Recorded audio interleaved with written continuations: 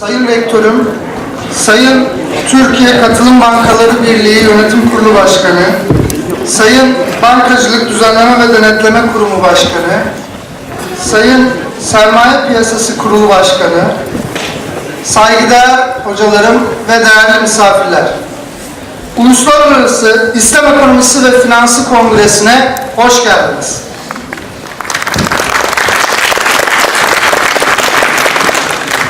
Açılış programına geçmeden önce Kur'an-ı Kerim tilaveti için Sakarya Merkez Orhan Camii İmam Hatibi Alaaddin Beşen hocamızı kürsüye davet ediyoruz.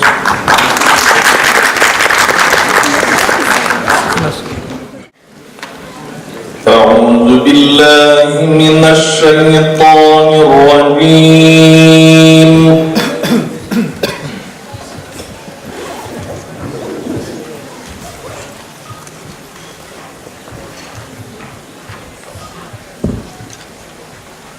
بسم الله الرحمن الرحيم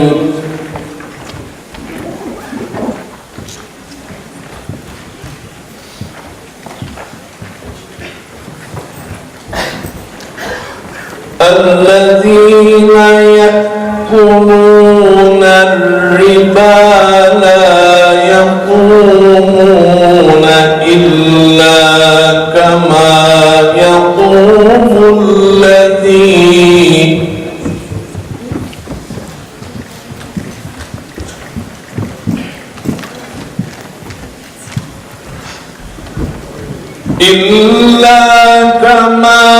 يقوم الذي يتخبطه الشيطان من المس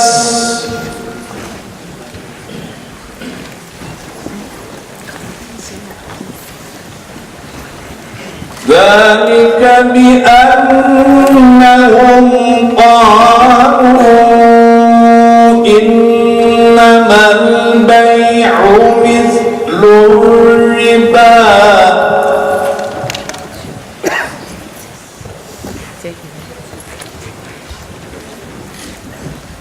وأحل الله البيع وحرم الربا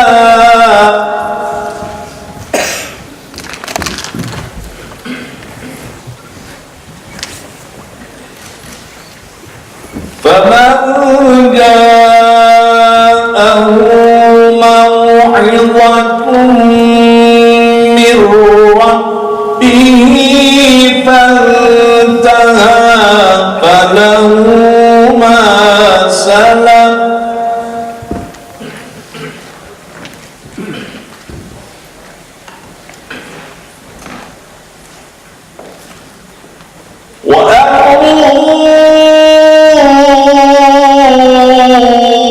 إلى الله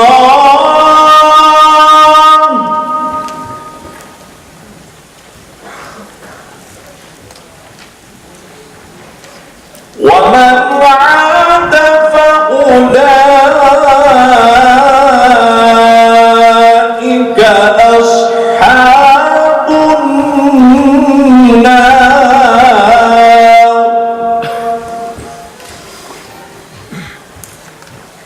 هم فيها خالدون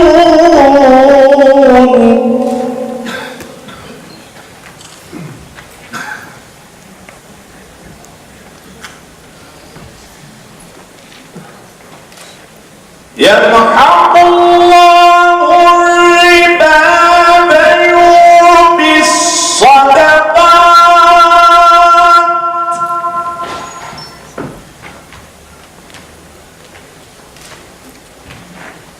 والله لا يحب كل كفار أثيم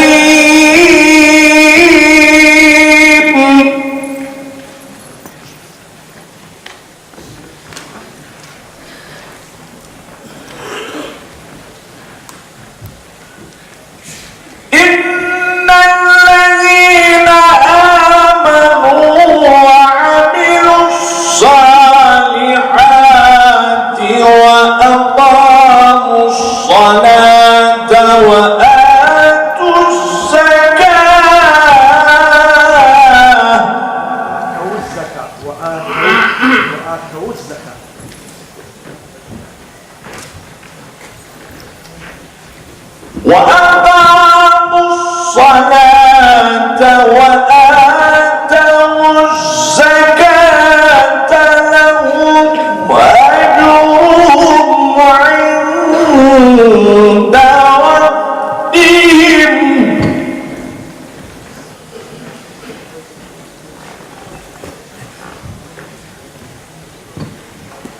ولا خوف عليهم ولا هم يحزنون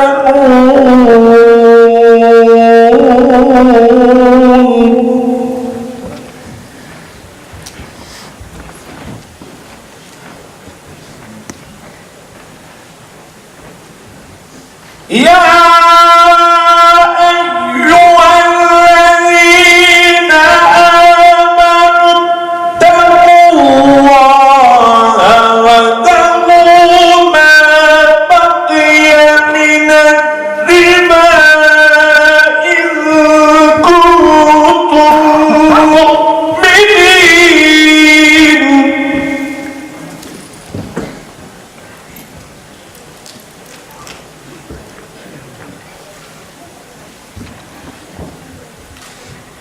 فإن لم تفعلوا فأذنوا بحرب من الله ورسوله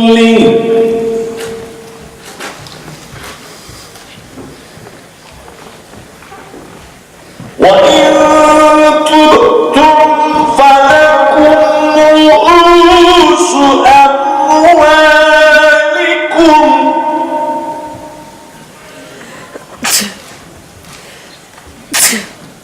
لا تظلمون ولا تظلمون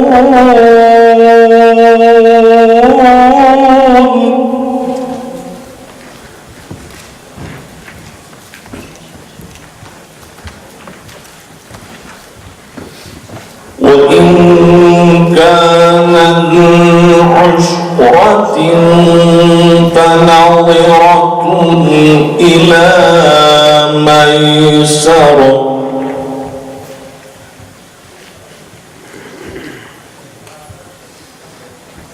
وأن تصدقوا خير لكم إن كنتم تعلمون صدق الله العظيم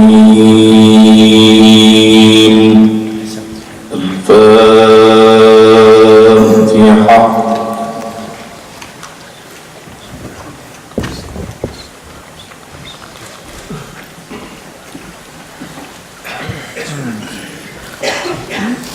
Orhan Camii İmam Hatibi Alaaddin Beşer hocamıza teşekkür ediyoruz. Açılış konuşmalarını yapmak üzere Sakarya Üniversitesi Sosyal Bilimler Enstitüsü Müdürü ve Kongre Düzenleme Kurulu Başkanı Profesör Doktor Fatih Savaşan hocamızı kürsüye davet ediyoruz.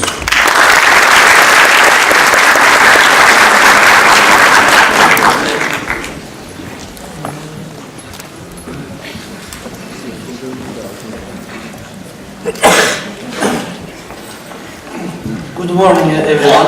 I thank Allah for granting us with His blessing and grace opportunity to gather together here at Sakarya University this morning. On behalf of ICISEF Organizing Committee, I would like to extend my warmest greetings to you and to welcome you to the International Congress on Islamic Economics and Finance. Dear distinguished guests and dear students, I believe that a new and better world is possible, and if this world is to emerge, it should and will be based on Islamic values. To me, relatively dark near past and even darker present days do not mean anything.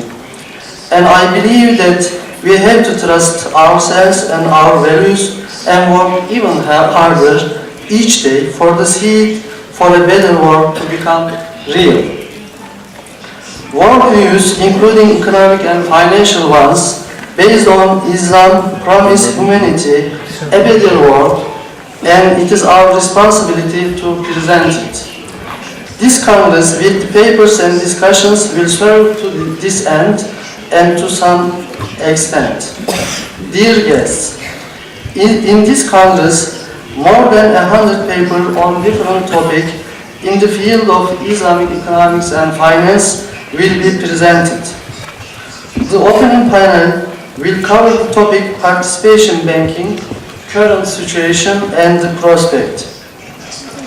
In our closing panel, a very hot topic, an important topic, convergence or divergence between the theory of Islamic economics and finance and its application will be discussed. We are going to listen to 4 keynote speeches by the distinguished experts on the field of Islamic economics and finance. Dear guests, honor of making this welcoming speech has been given to me. However, there are a number of institutions and, more importantly, people behind this organization. I have to give credit for their effort. I thank the Rector of Sakarya University, Dr. Muzaffer Elmas, for his ongoing support to this organization. I also thank our sponsors, to Central Bank of Turkey, Istanbul Stock Exchange, and particularly Participation Banks Association of Turkey. They are now here to contribute to the Congress in the opening session. I thank Dr. Mehmet Asutay. His initial support has given us the courage to start with this Congress. Of course, my deep and sincere gratitude is to Dr. Fatih Yardımcıoğlu. He was the team leader and real driving force in this entire organization. And research assistants Hakan Aslan, Salih Güler, Mücahit Özdemir, Muhammed Emin Durmuş, Mervan Selçuk and Ismail Bektaş. No word can describe their effort and care to undertake this Congress successfully. I hope that this Congress will be successful one, and we as organizing committee will be here to serve you during the Congress. I wish you happy and fruitful 3 days here at Sakarya University. Thank you for coming.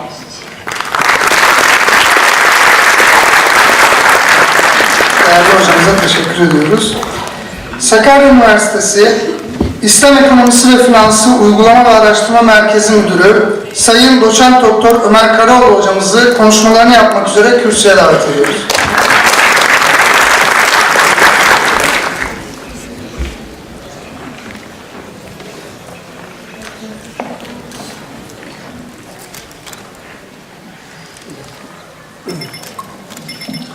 Bismillahirrahmanirrahim. Elhamdülillah ve salatu ve selamu ala Resulillah.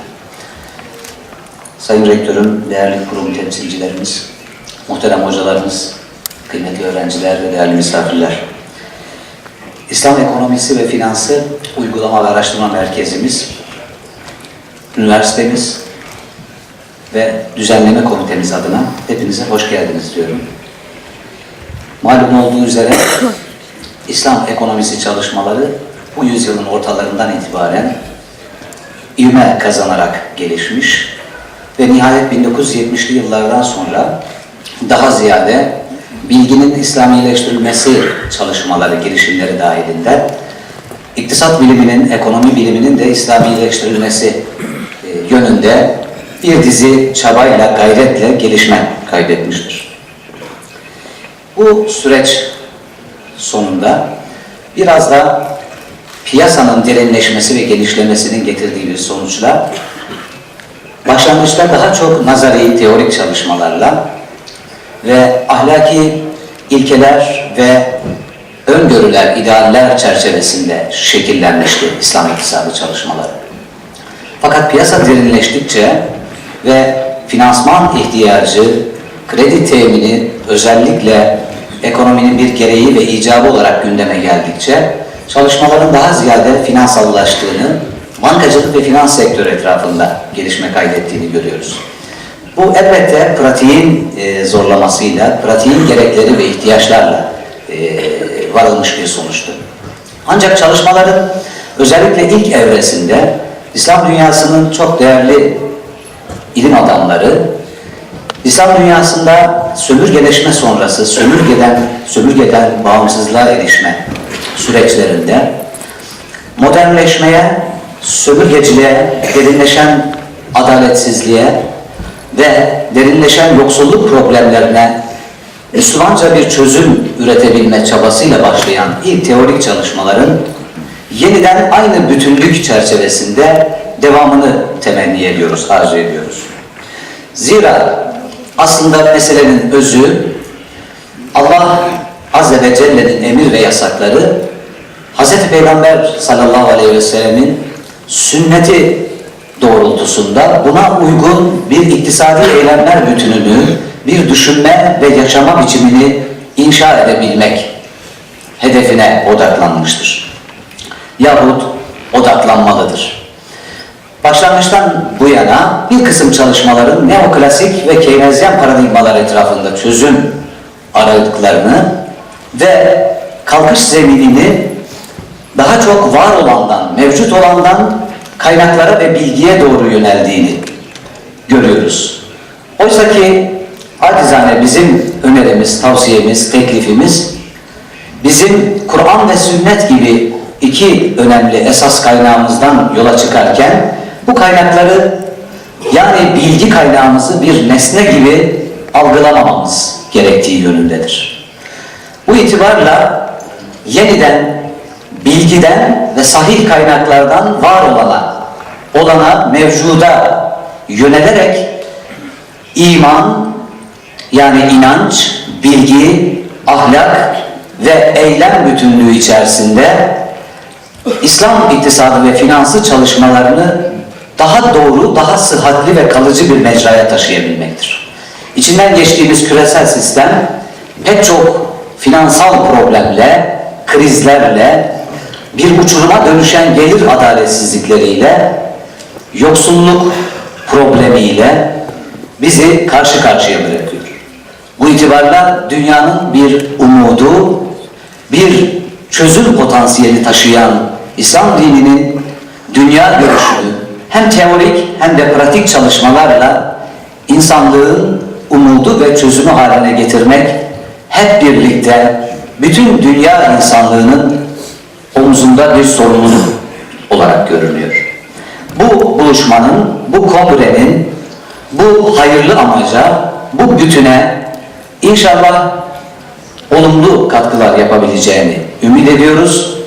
Katılımcılara şimdiden değerli katkılar için üniversitemize, sayın rektörümüze ve emeği geçen bütün kardeşlerimize huzurlarınızda bir kere daha teşekkür ediyorum. Hayırlara vesile olsun efendim.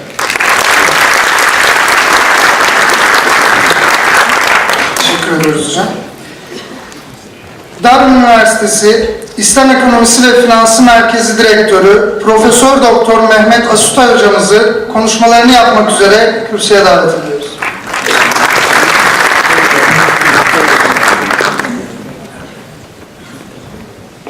Distinguished guests, colleagues and friends, Assalamu alaikum wa rahmatullahi wa barakatuh, and good morning to everyone. I'm amazed to see the crowd, to be honest, therefore I'm speechless. A few years back, this was not possible in Turkey. I always bothered myself why Turkey was not moving into Islamic finance. In particular, academia was not doing much in Islamic finance. And today, seeing such a crowd here, it gives me hope that change is its own way. I remember the first conference I attended in Turkey on Islamic finance, although it was a professional conference, there wasn't anyone. It was 2009. and in the last 5 years, we have seen how the scenery have changed in Turkey. This is, as far as I know, is the largest conference, international conference in Turkey. Of course, we organized one in 2013 as part of the International Association for Islamic Economics and Finance, but that was an outside organization. But this is a local organization, a local university, Sakarya University, Islamic Finance program here, managed to gather all of us here from different parts of the world, and it is an amazing story.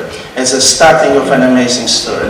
I always say that we managed to shake the entire world with Islamic finance, but Turkey was not shaking. And it is good to see. And therefore the whole idea of financial inclusion, and Turkey wasn't moving into. And seeing today that it is happening, it gives another hope as well. And this is part of the democratic consolidation in the countries such as Indonesia and Turkey.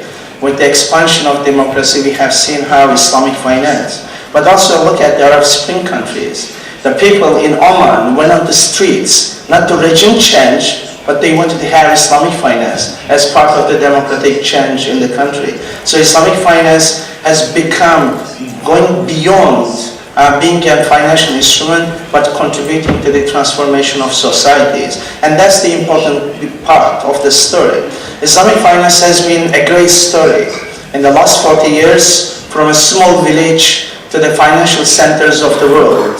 The leaders all over the world talking about Islamic finance, and they want to attract Islamic finance. And that has been the fantastic story. But financially has been very successful.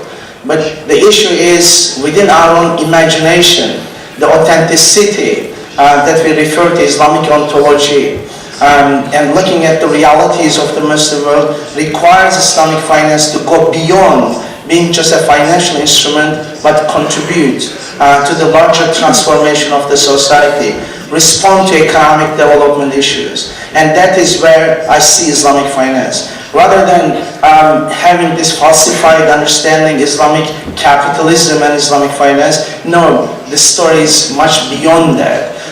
Capital accumulation, yes, Islamic finance contributes capital accumulation, but not Islamic capitalism. It is beyond that, transformation of societies. So within that authentic understanding, Islamic finance suggests entirely a different world. So far, Islamic finance, of course we are talking about $2 trillion, and large economies in the Muslim world, Indonesia, Turkey, Saudi Arabia, unfortunately they have not put the entire muscle to develop Islamic finance industry. Turkey, the second largest economy in the Muslim world, in the world Islamic finance ranking is still the 10th, with less than 15 billion US dollar. So there is an hope, but when I see the list of colleagues coming from the regulated bodies of Turkey, it indicates that the political will is there in Turkey to develop Islamic finance industry. Recently, I had 2 weeks of tours of the Indonesian universities. I could see the zeal among the Indonesian students to make a difference in Islamic finance. And looking at this crowd here, I can see that the same zeal here to develop Islamic finance further. And going beyond the financial success, the transactional success has been achieved, and let's hope, and such as this gathering and the gatherings in different parts of the world, hopefully contribute to the transformational part of the Islamic finance. We always refer to the necessity of human resource development for the development of Islamic finance industry. But that human resource development should not only be considered as just graduating students working in Islamic finance industry, but contributing to the knowledge development, taking this story further, locating Islamic finance within the larger body of Islamic moral economy. Changing the economy is not only the financial part of the societies, and therefore seeing new generations coming. It is the first time in the history, modern history of the Muslim world, we have Islamic finance programs. Students are educated and graduating with Islamic finance degrees. None of us had that chance. Recently, just last week, a student of mine came to me and wanted to change the program from Islamic finance to conventional. And when I asked her, she said that, look, I looked at all the professors specialized in Islamic finance in Durham. None of them has any degrees in Islamic finance, yet they have managed to come here. Then my response to that, well, unfortunately, they didn't have the chance. In our times, there wasn't any reference to Islamic finance in any schools, in any universities, in any part of the Muslim world, let alone in the Western part of the world. So, quite a number of programs emerging in different parts of the world, contributing to the expansion of our understanding and development of Islamic finance. And the research, that's the essential part. Yes, we might graduate students working in Islamic finance industry, but research and development, that is our major responsibility. In order to change, in order to continue to innovate and go beyond and contribute to the development of the economies and societies, research and development. The intellectual base is still weak. We haven't dealt with major conceptual issues in Islamic finance, Islamic economy, Islamic moral economy. And let's hope that we can transform this crowd here and the crowds in other parts of the world to contribute to research and development so that we can take this story to the next stage. So far, institutional development in Islamic banking and finance successful. Now in this stage, academic and training institutions, they have to consolidate so that we can reach to a level through which we can transform the societies in which we live. And that is the important contribution, that is the expectations. When we go to the peripheries in the Muslim world, still development is an issue. How we can use Islamic finance to develop the societies beyond the capital cities, contributing to the financial development only. As our story is much larger than the financialization and financial terror. I don't want to take your time. I'm grateful for colleagues working very hard, Professor Fatih Savaşan and his team, and in particular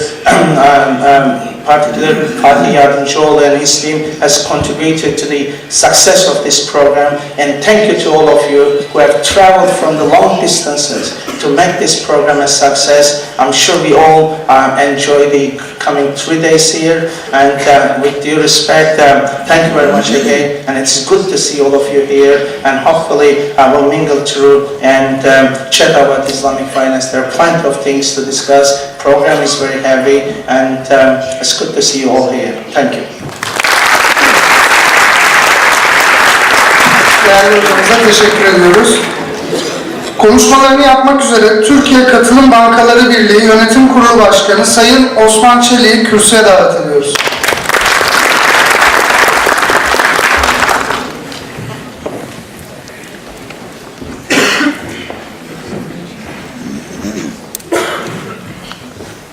Selamun Aleyküm. Sayın Vali Yardımcım, Sayın BDDK Başkanım, Sayın SPK Başkanım, Sayın Rektörüm, dünyanın çeşitli yerlerinden konferansımıza iştirak etme zahmet ve inceliğini de gösteren değerli İslam ekonomisi ve İslami finans alimlerimiz, öğretim üyelerimiz, değerli öğrenciler, misafirler, hepiniz hoş geldiniz. Sakarya Üniversitesi ile birlikte düzenlediğimiz Uluslararası İslam Ekonomisi ve Finans Kongresi'nde birlikte olmaktan duyduğum mutluluğu sizlerle paylaşmak istiyorum.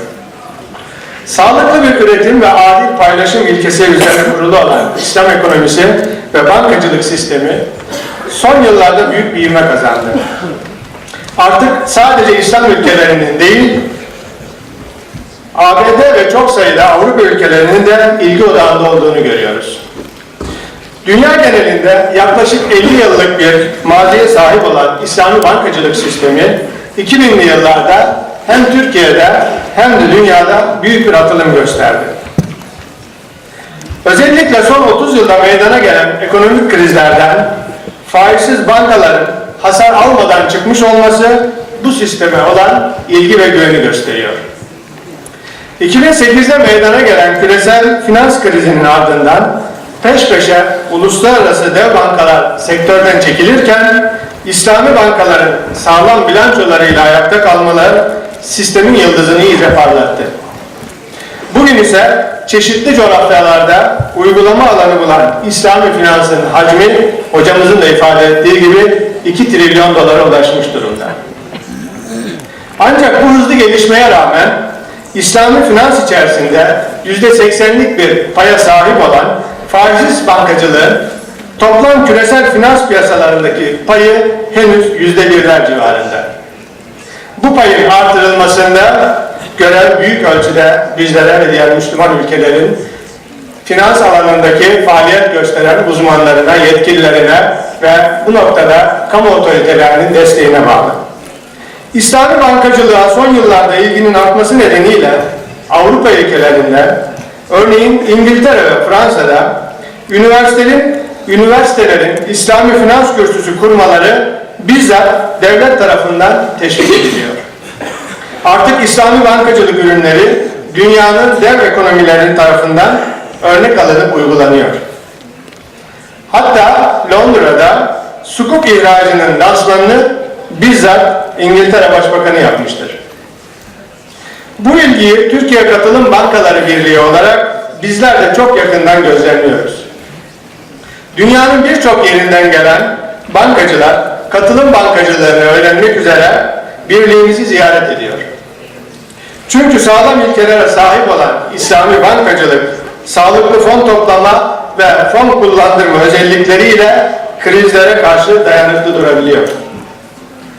Sayın misafirler, kar ve zarara katılma yöntemiyle fon toplayan, ticaret, kiralama ve ortaklık esasına göre fon kullandıran katılım bankaları tamamen reel sektörle birlikte hareket ediyor ve %100 desteğini reel sektöre veriyor. Menkul kıymetler gerçek varlık karşılığında ihraç edildiği için finansal balona yol açmıyor. Tamamen bir alışveriş, kiralama ve projeye dayandığı için belirsizlik, aşırı risk, spekülasyona karşı olan karmaşık ve riskli türev ürünlerine itibar etmeyen, önceden bir getiri taahhüt etmeyen bir sistemin başarılı olmamasının mümkün olmadığını düşünüyoruz. Zaten İslami bankacılığın geleneksel bankacılığa göre farklı işleyiş mekanizmasının avantajlarını 2001 krizinde Türkiye'de, 2008 yılında dünyada yaşanan global krizde, 1997 yılında Uzak Doğu'da yaşanan krizde görüldü. Başka bir deyişle İslami bankacılık bütün krizlere karşı test edilmiş bir sistem olarak önümüzde duruyor. Türkiye'de ise katılım bankacılığı adıyla anılan İslami bankacılık 1985 yılında 2 banka ve 2 şubeyle yola çıktı.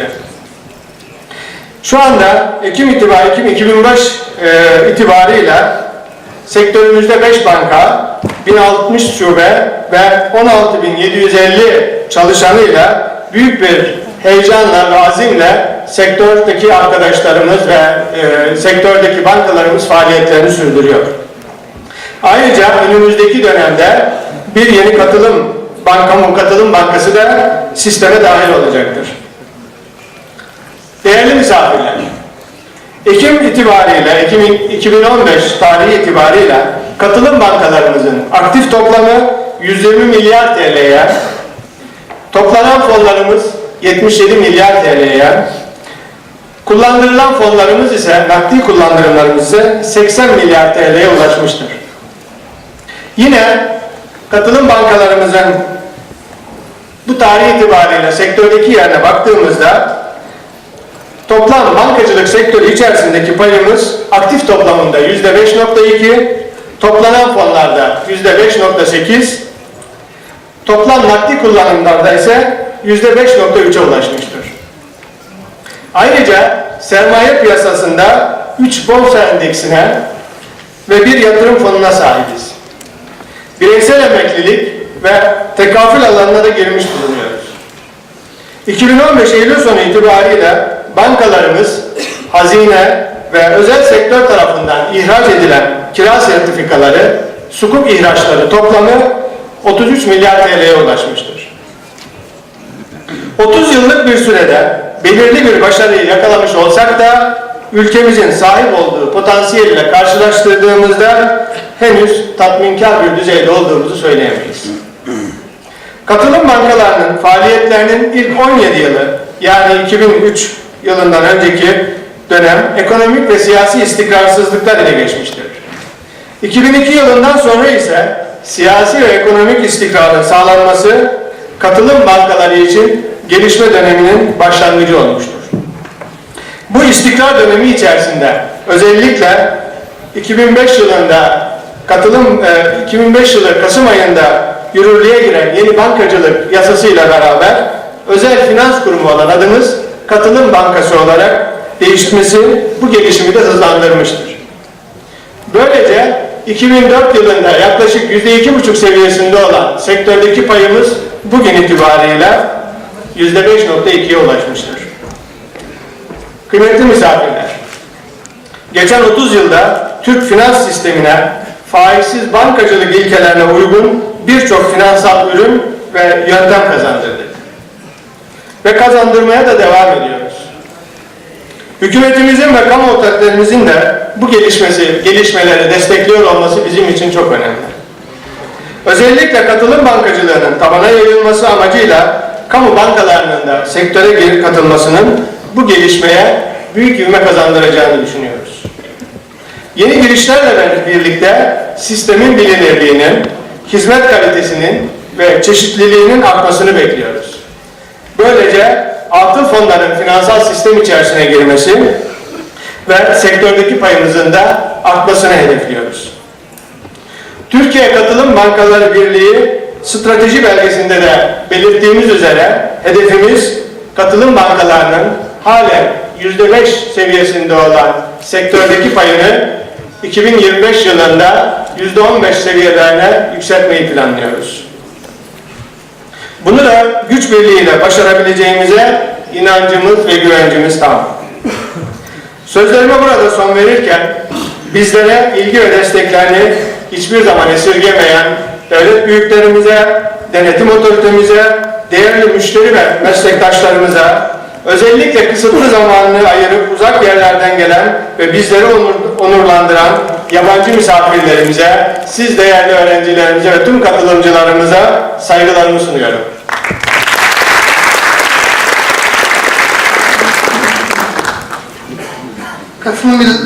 Katılım Bankaları Birliği Başkanımıza teşekkür ediyoruz. Kendilerine plaket sunmak ve açılış konuşmalarını yapmak üzere Sakarya Üniversitesi Rektörü Profesör Doktor Muzaffer Elmas hocamızı kürsüye davet ediyoruz.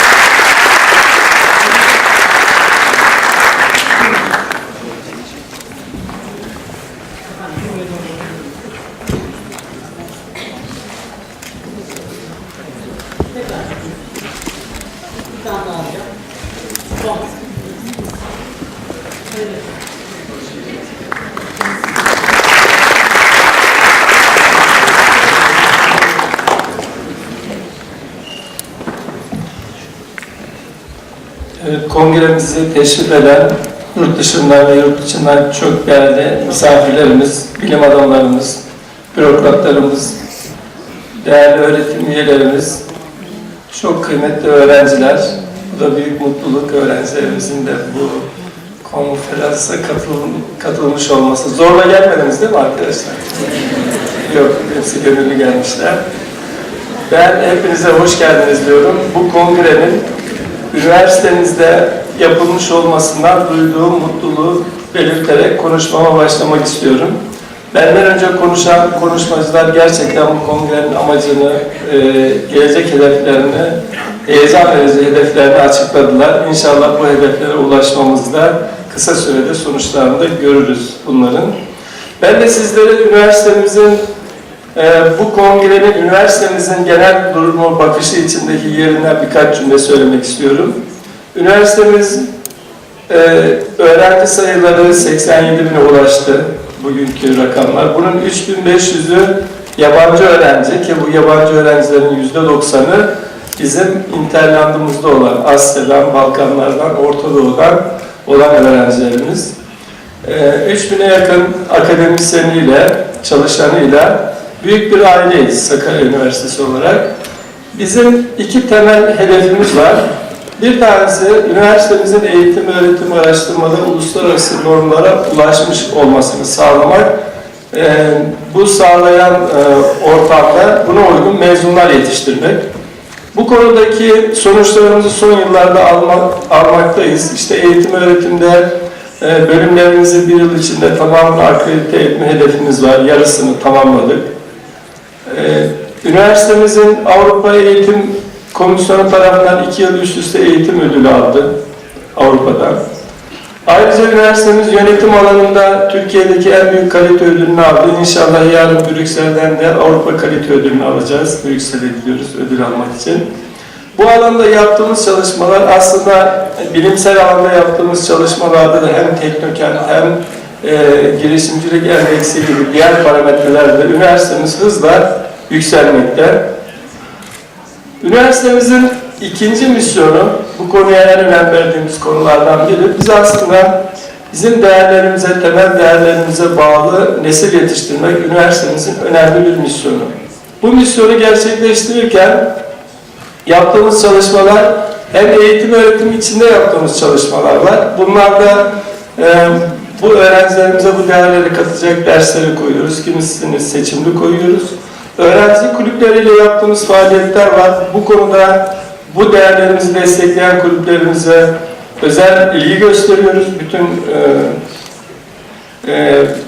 isteklerini karşılamaya çalışıyoruz. Yoğun bir çalışma içinde. Kongre merkezimiz, camimiz 7 gün 24 saat bu değerlerimizin yeşermesinde, yerleşmesinde katkılar sağlıyor. Ayrıca kurumsal olarak da bu değerlerimizi gerçekleştirmek için Orta Doğu Araştırma Merkezi kurduk. Şu anda enstitü haline geldi. 30'a yakın orada uzman çalışıyor.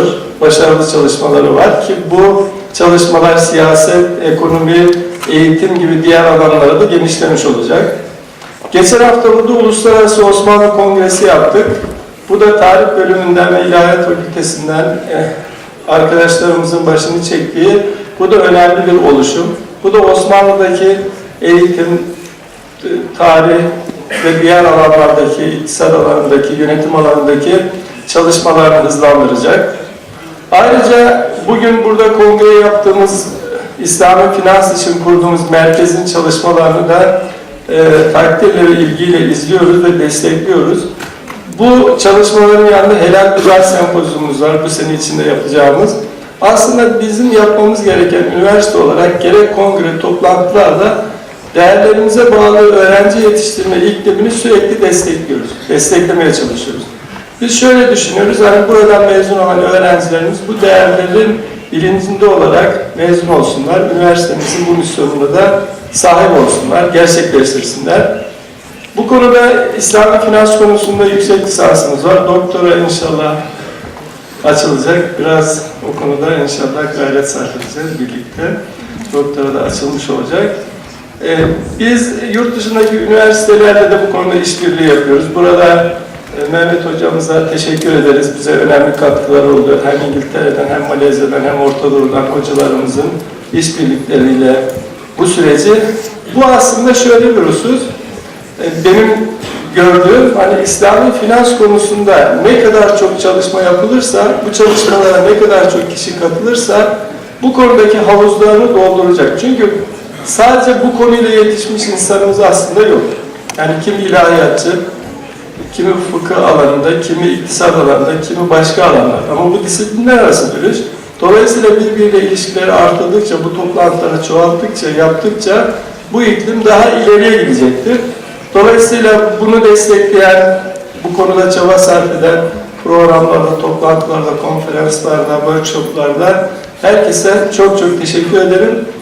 Bu çalışmanın, bugünkü toplantının da bizim üniversitemizdeki yerinin hani daha da sağlamlaşarak, çünkü üniversitemizde şunu her zaman söylüyorum, Sakarya Üniversitesi'nin iklimi farklı. Yani Sakarya Üniversitesi'nde tüm bu işleri yapacak çok önemli birbiriyle dayanışma içinde olan iyi bir ekibimiz var. Dolayısıyla bu ekip birbiriyle de ilişkilerini geliştirerek bu konuda iddialı bir çıkışı sürdürebilecek güçte ve atmosferdedir. Bunu da belirterek o arkadaşlarımızı da tebrik ediyorum. Kongreye destek veren ülkemizdeki kuruluşlara tek tek ayrı ayrı teşekkür ediyorum. Hepinize saygılar, sevgiler sunuyorum. Teşekkür ediyoruz. Müsaadenizle. Sakarya Üniversitesi ile Ürdün Zarkı Üniversitesi arasında İslam Ekonomisi ve Finansı alanında yapılan işbirliği protokolü imzalanmak üzere. Ürdün Zerk Üniversitesi Rektörü Profesör Doktor Mahmut Elvadi hocamızı sahneye davet ediyoruz.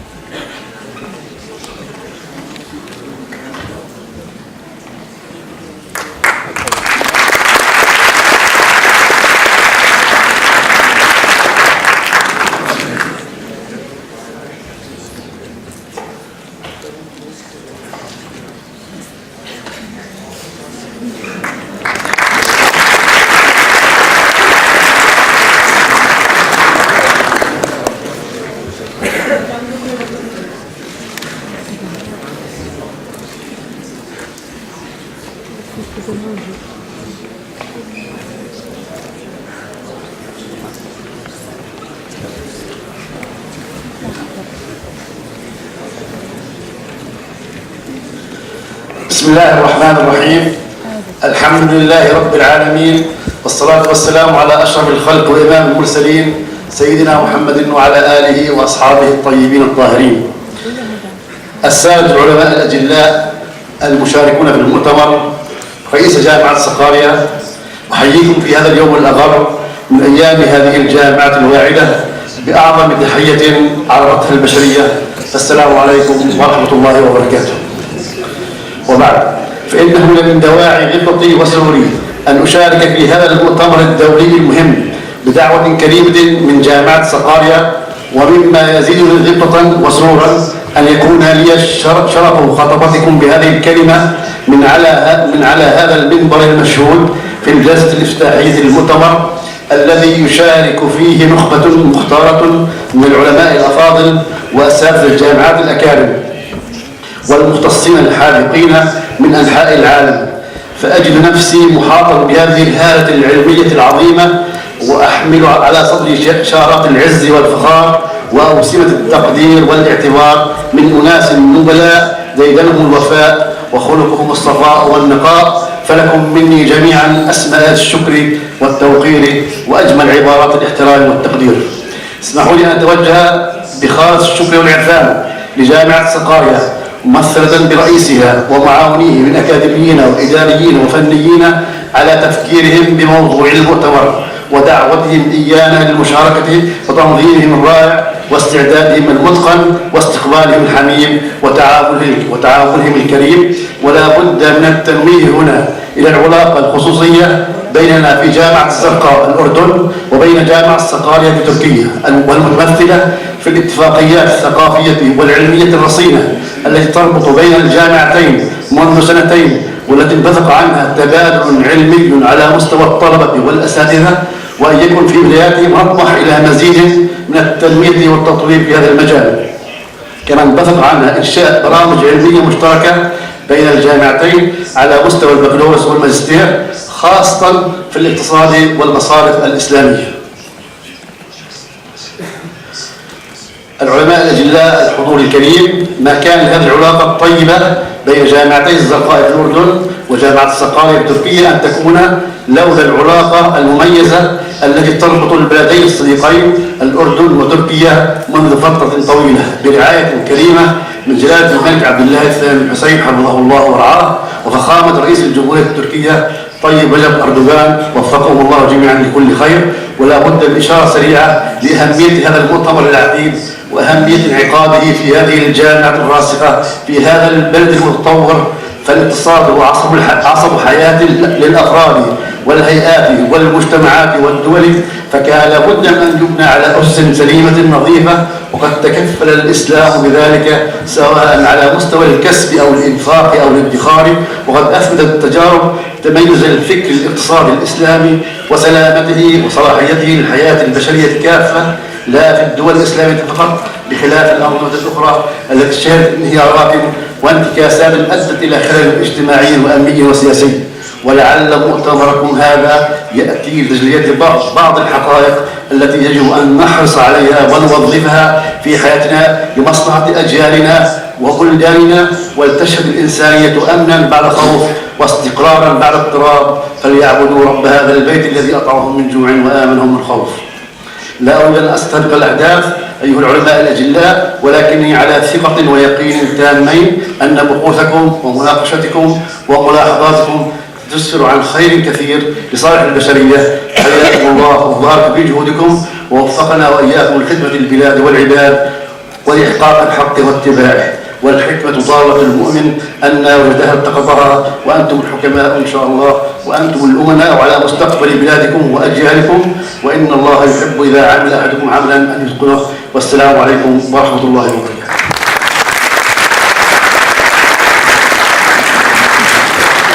Uluslararası Akko Üniversitesi Rektörü hocamıza teşekkür ediyoruz. Bankacılık Düzenleme ve Denetleme Kurumu Başkanı Sayın Mehmet Ali Akben'i konuşmalarını yapmak üzere kürsüye davet ediyoruz.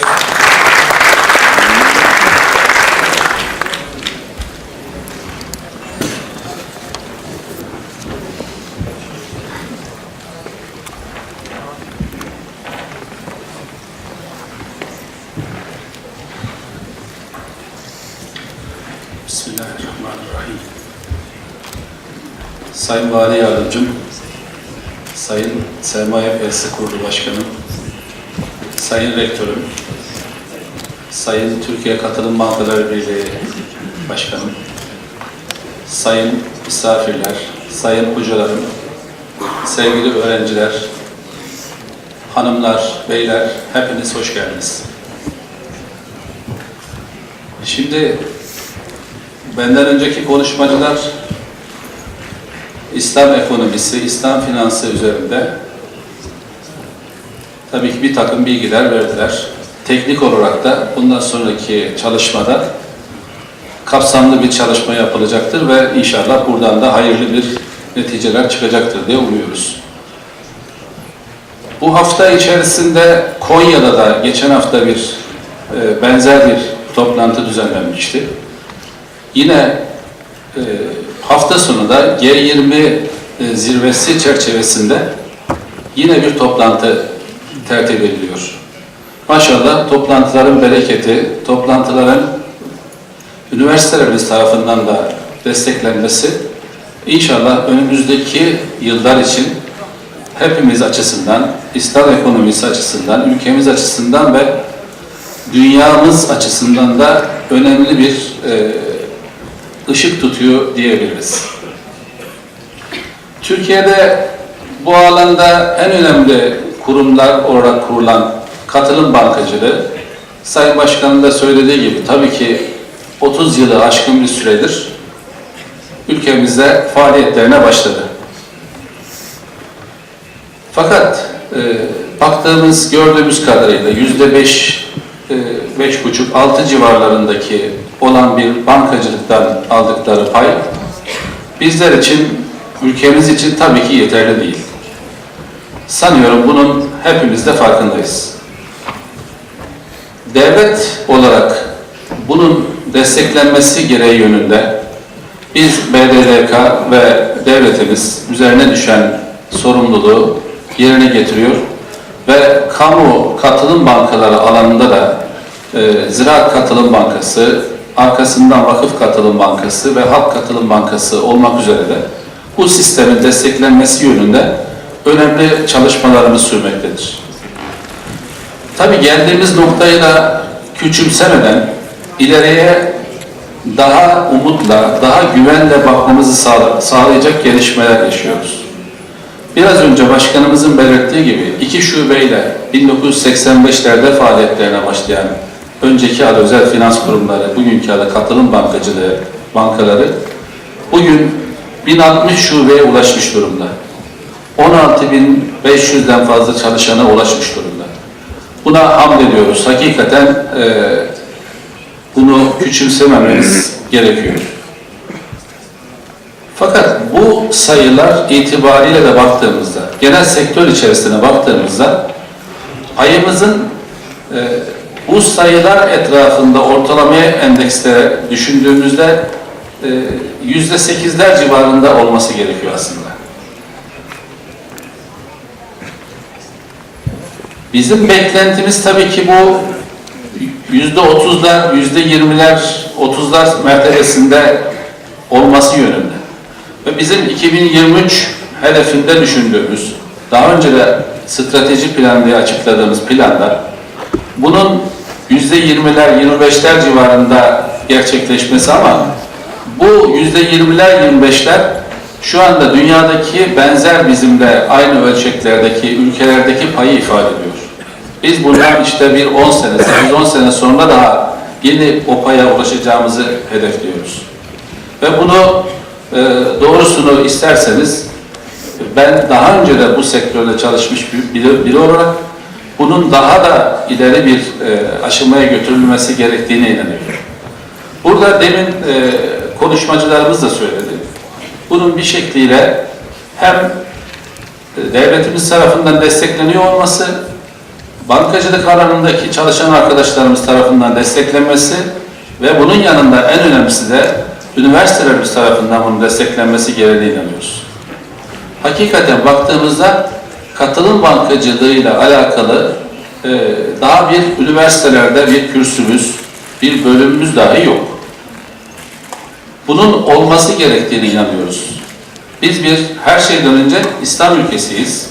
İslam ülkesi olmanın gerekliliği olarak da bunun üniversitelerimiz tarafından desteklenmesi gerektiğine inanıyoruz. Çünkü biraz önce bahsedilen 16.500, inşallah bu daha büyük rakamlara 210.000'den fazla bankacılık alanında çalışan sayımız var. 12.000'in üzerinde bir şube sayımız var.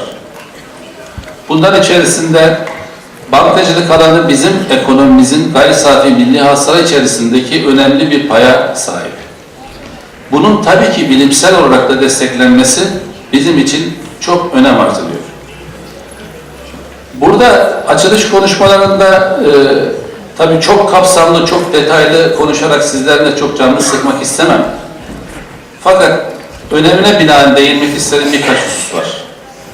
Bunlardan bir tanesi katılım bankacılığının yeri ve uygulama metotlarıyla, uygulamasıyla ilgili olacak.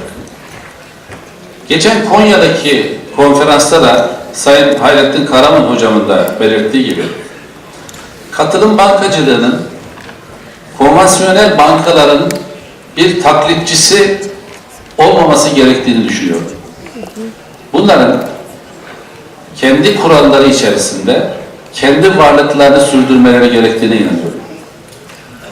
İşte konvansiyonel bankalarda şu var, biz buna benzer ne yapabiliriz? Onun gibi ne yapabilirizden ziyade biz ne yapabiliriz'i düşünmemiz gerektiğine inanıyorum.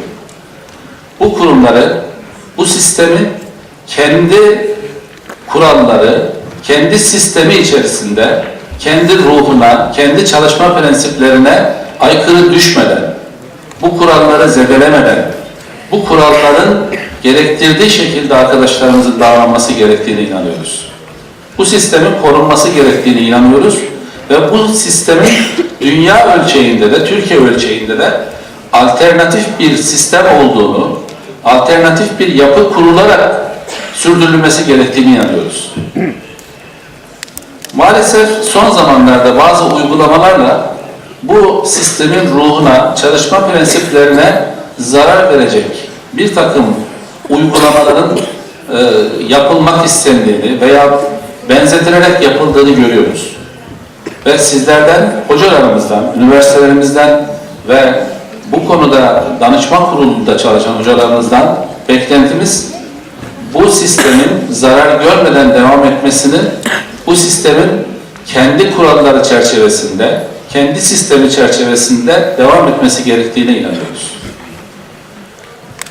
İnşallah bu çerçevede önümüzdeki toplantılarda da bu toplantının bir devamının da inşallah sürdürülmesi gerektiğine, yıllar itibariyle bunun belki 10.sunu, 20.sini yapacağımız toplantılarda buluşmak dileğiyle ve bu toplantıların düzenlenmesine katkıda bulunan bütün üniversitedeki öğretim görevlisi ve çalışan arkadaşlarımıza, Türkiye Katılım Bankaları Birliği'nin çabalarına ve yurt dışından misafir olarak gelen bütün haziruna ve burada sistemde çalışan arkadaşlarımıza ve sevgili öğrencilere hepinize teşekkür ediyorum ve tekrar bu toplantının hayırlara vesile olmasını diliyorum ve saygılar sunuyorum.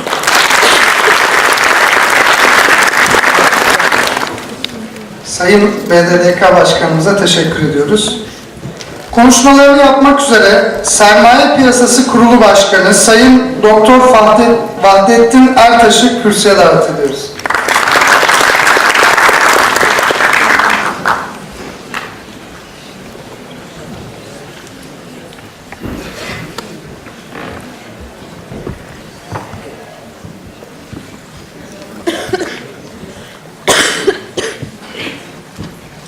Bismillahirrahmanirrahim. Sayın Vali Yardımcım, Bankacılık Düzenleme Denetleme Kurulu'nun çok kıymetli muhterem başkanı, Sakarya Üniversitesi'nin değerli yöneticileri, yurt içinden, yurt dışından gelen kıymetli bilim insanları, sevgili öğrenciler, sizleri saygıyla, sevgiyle selamlıyorum. İslam ekonomisi ve finansı her zaman güncel ve önemli bir konu olmuştur. Bugün de bu konunun tekrar masaya yatırılması, değerli bilim insanlarının tartışmalarıyla katkı sağlanması gelecek adına hepimiz için bir ışıktır. Sonuçlarının ülkemiz ve tüm İslam alemi için hayırlara vesile olmasını niyaz ediyorum. Değerli hazırım, bugün biraz sizlere uzaklara götüreceğim. Neden İslami ekonomiye ve finansa ihtiyacımız var? Rakamlarla, tablolarla naçizane görüşlerimi sizlerle paylaşmaya çalışacağım. 3 başlık altında bir sunum hazırladım. Küresel trendler ne tarafa doğru gidiyor? Türkiye gelişmelerin neresinde ve Türkiye için öncelikler, yapılanlar ve projelerimiz. Hepimizin çok yakından takip ettiği gibi dünyada son dönemde 2007'de başlayan ve halen de etkisini az çok devam ettiren bir küresel krizden bahsediyoruz. Küresel krizle birlikte dünyada büyüme oranlarında çok ciddi düşüşler yaşandı. Bunların önemli ekonomik sonuçları var. Biraz sonra daha yakından bakacağız. Dünya bir borç stoğu içerisinde, bir borç batağı içerisinde. Bunu da daha yakından göreceğiz. Hepimiz ekonomi okuduk, hepimiz finans okuduk. Ama son dönemlerde ekonomiler adeta Merkez Bankası kararlarına kilitlenmiş durumda. FED ne yapacak diye onunla yatıp onunla kalkar hale geldik. Son olarak da jeopolitik sorunlar son dönemde hiç olmadığı kadar ekonomik gelişmeleri yakından etkiliyor. Biraz önce söyledim, küresel krizle birlikte dünyada büyüme oranlarında önemli düşüşler var. Kriz öncesi küresel büyüme oranları %5 civarındayken kriz sonrası %3'lere takılıp kaldı. Bir türlü daha yukarılara çıkamıyor. Krizin ikinci önemli etkisi gelişmiş ekonomilerle gelişmekte olan ekonomiler arasındaki büyüme makasının giderek daralması. Özellikle sağda gördüğünüz grafikte bunu daha çarpıcı bir şekilde görüyoruz. Kriz öncesi %5, 6,5'ları gören iki grup arasındaki büyüme oranları farkı son dönemde %2'lere kadar düşmüş gözüküyor. Yine büyüme oranlarına baktığımızda büyük ölçüde Asya kaynaklı küresel ekonominin büyüdüğünü, özellikle Güney Amerika'da ve Avrupa Birliği'nde büyüme oranlarında ciddi sıkıntılar olduğunu gözlemliyoruz. Neden büyüyemiyoruz diye biraz daha yakından baktığımızda son 1,5 yıldır petrol fiyatları 120 dolarlardan 45 dolarlara kadar düştü. Petrol ihraç eden ülkelerin gelirlerinde önemli bir azalma olurken bizim gibi petrol ithal eden ülkelerin cari açığının finansmanına kolaylık sağladı. Ancak özellikle bizim gibi pazarı büyük ölçüde petrol ihraç eden ülkeler olan ekonomilerinde de büyüme konusunda da olumsuz etkileri var. Çünkü pazarlarımızın gelirleri daralmış gözüküyor. Yine 2 gün önce Hindistan Merkez Bankası Başkanı'nın önemli bir konuşması vardı. Dünyada yatırımlar son derece düşük diyor ve pek çok ülke borçlanmanın sınırına geldi diye bir açıklaması var. Biraz sonra rakamlarla göreceğiz. Gerçekten aynı kanaatteyiz. Son dönemde yatırımlar küresel ölçekte dip yapmış durumda. Piyasalarda özellikle döviz, faiz, borsa endekslerinde volatilite hiç yaşamadığımız kadar yüksek. Avrupa ve Japonya bir türlü durgunluktan çıkamıyor ve Çin ekonomisinde de hepimizin yakından takip ettiği gibi son aylarda ciddi olumsuz haberler ve tereddütler geliyor. Merkez Bankası kararları. FED şunu söyledi, FED bunu söyledi. Adeta maliye politikalarını küresel ekonomi unuttu. Gelir politikaları bir tarafta, harcama politikaları bir tarafta. Onlar ikinci, üçüncü planda kaldı. Tüm ülkeler merkez bankalarının genişletici para politikaları sonucunda bir parasal bağımlılık yaşanıyor. Herkes merkez bankaları bol para versin, düşük faiz uygulasın, biz de bununla iş yapalım kaygısı içerisinde. Ancak bunun sürdürülebilir olmadığını da hepimiz gözlemliyoruz. Farklı ülkeler var. Bugünlerde Amerika Merkez Bankası parasal genişlemeyi sonlandırdı ama faiz artırımı konusunu tartışıyor. Fakat Japonya'da, Avrupa Birliği'nde ve diğer ülkelerde bol para ve düşük faiz politikası şu anda da sürdürülüyor. Öyle gözüküyor ki birkaç yıl daha sürdürülecek. Cevabı şu tabloda. Neden İslam ekonomisine ve İslam kurallarına uygun finans sistemine ihtiyacımız var? Değerli hazırım, şu tablonun ortaya koyduğu sonuç, dünyanın giderek bir borç batağına saplandığı ve bir türlü de bundan çıkış yolu bulamadığıdır. 2000 sonunda 87 trilyon dolar olan küresel borçlar 2007 sonunda 142 trilyon dolara, 2014'ün ikinci yarısında da 199 trilyona ulaşmış durumda.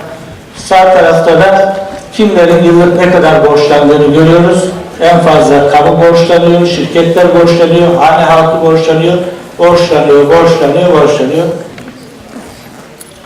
Kimler ne kadar borçlu? Niye faiz oranlarını yükseltemiyorlar? İşte çıkış problemi burada. Dünyanın en borçlu ülkesi, en gelişmiş ülkesi diyebildiğimiz Japonya. Milli gelirinin 4 katı borcu var. Yine aşağıya doğru baktığımız zaman İrlanda, Singapur, Yunanistan, İspanya, Danimarka, özellikle gelişmiş ekonomilerin borcu milli gelirlerinin ortalama %280'i civarında. Bizim de içinde bulunduğumuz sağ taraftaki gelişmekte olan ekonomilere baktığımız zaman borç tablomuz nispeten daha iyi. Bu çalışma uluslararası bir çalışma. 42 tane büyük ülkeyi kapsıyor. Diğer ülkelerin ya dataları yok ya da toplam içerisindeki payları son derece düşük. Dolayısıyla Türkiye tabloya en alttan bakarak okumak lazım. Türkiye en iyi performansı gösteren ilk 4 ülke arasında. Bu da bizi son yıllardaki küresel krizlere karşı dayanıklı kılan önemli parametrelerden bir tanesi. Demek ki az borcunuz olduğu zaman dalgalanmalara karşı daha güçlü olabiliyorsunuz. Tabii ki ideali iş borcunuzun olmaması. Yunanistan'ı yakın tarihe kadar çok konuştuk. Yunanistan'ın 315 milyar euro borcu var. 2054 yılına kadar bunu ödemeyi taahhüt ediyor. Aslında bu borç ödenecek bir borç da değil. Yunanistan'ın yerinde başka bir ülke olsaydı, Romanya, Bulgaristan veya ICISEF, inanın bugünkünden çok daha farklı olurdu. Yunanistan olduğu için yüzdürülmeye çalışılıyor. Ama bir batak durumu bu tabloda var. İnşallah hep birlikte göreceğiz. Birkaç sene sonra bu borçlar 2050 değil, 54 değil, 64, 74 diye uzatılacak ama bir çıkmazın içinde. Küresel ekonomileri yakından etkileyen jeopolitik faktörlere baktığımız zaman Suriye, Irak özellikle bizleri ve bütün küresel ekonomiyi yakından etkiliyor. Avrupa Birliği, Türkiye göç dalgası, Çin, Japonya gerilimi, Rusya, Ukrayna ve Libya, bu listeyi uzatmak mümkün. Bunlar da son dönemde büyüme üzerinde önemli ve olumsuz etkisi olan faktörler. Türkiye'ye biraz daha yakından baktığımız zaman Türkiye 2002-2007 döneminde ortalama %5,5 büyüyen bir ekonomiyken küresel krizle birlikte biz de büyüme oranlarımızda önce eksilere düştük. Çok çabuk toparlandık. Fakat pazarlardaki problem nedeniyle özellikle Türkiye'nin iki önemli pazarı Avrupa Birliği ve Orta Doğu, buralardaki büyüme sıkıntıları, petrol fiyatlarındaki düşüşler nedeniyle Türkiye'nin de büyümesi %2-4 bandında, ortalama %3 civarında büyüyoruz. Bunun tabii ki %5'lere çıkarılması ihtiyacı var. Türkiye'nin nereden nereye geldiğini şu tablo çok net bir şekilde ortaya koyuyor. Hepimiz salonda yaşayanların, olanların bir kısmı belki hatırlamaz ama Türkiye 3 haneli enflasyonda, sonra %70-80'li enflasyonlara 2002'den bu yana da çok şükür tek haneli enflasyon oranlarını yakaladı. Bir level daha yukarıya çıkmak için %8 olan enflasyon oranımızı %5 ve hatta altına indirmemiz gerekiyor. Türkiye son yıllarda büyük bir sessiz devrimi gerçekleştirdi. O da bu tabloda gözüküyor. Kamu borç stokunu 2002 yılında %74 milli gelire oranı son yıllarda azalarak en son itibariyle %33,5'lara kadar indirdik. Aslında şu tablo Türkiye'nin yaptığı ya da ortaya koyduğu performansı çok daha net bir şekilde ortaya koyuyor. Avrupa'da biliyorsunuz Maastricht kriterlerine uyan tek ülke biziz. Bütün ülkeler Maastricht kriterlerinin ötesinde borç yüküyle boğuşurken en sonunda Yunanistan geldiği durum ortada. Diğer ülkelerde her an gitti gidecek diye her gün tartışmalar var. Türkiye Allah'a şükür bu konuda son derece bir başarı hikayesini gerçekleştirdi.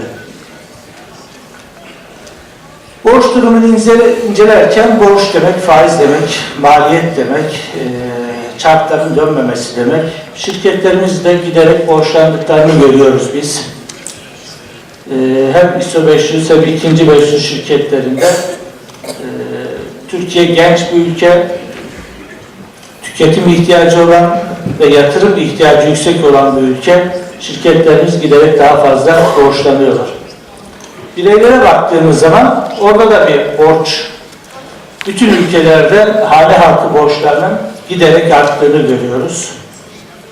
Ancak Türkiye, bizde de hane halkı borçlarında artış olsa da içinde bulunduğumuz ülkelerle kıyaslandığında henüz hane halkı borçlarımızın diğer ülkelerin düzeyine ulaşmadığında bunun da son derece önemli bir başarı olduğunu ifade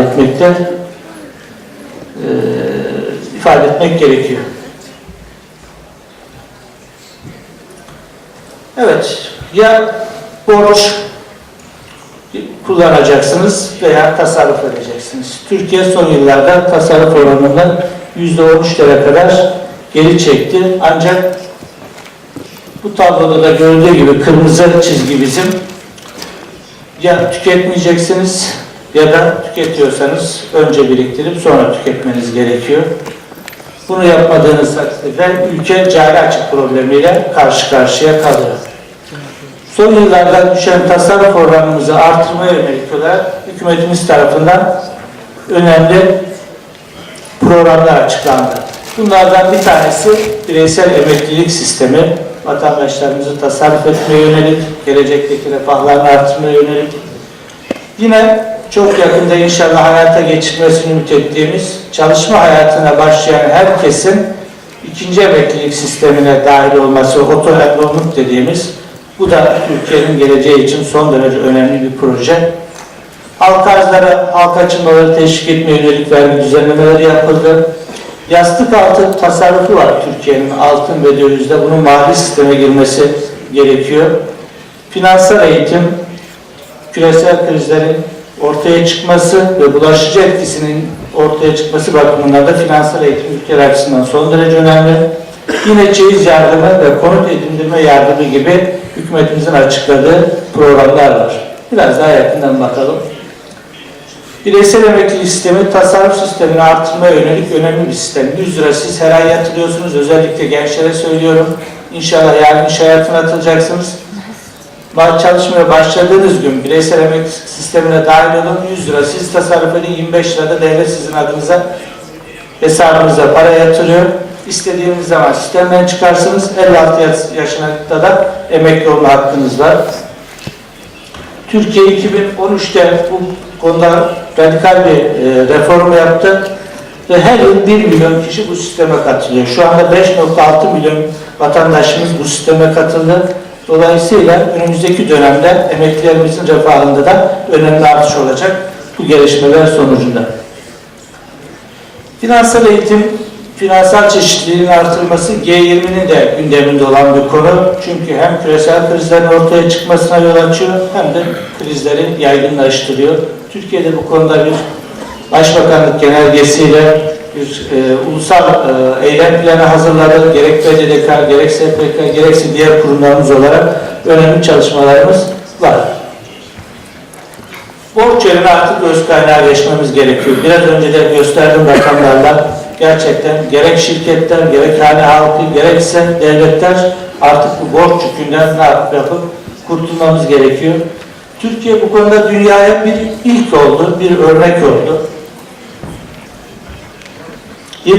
7 Nisan'da resmi gazetede yayınlandı. Belki finans hocalarımız var, onlar da takip etmemiş olabilirler.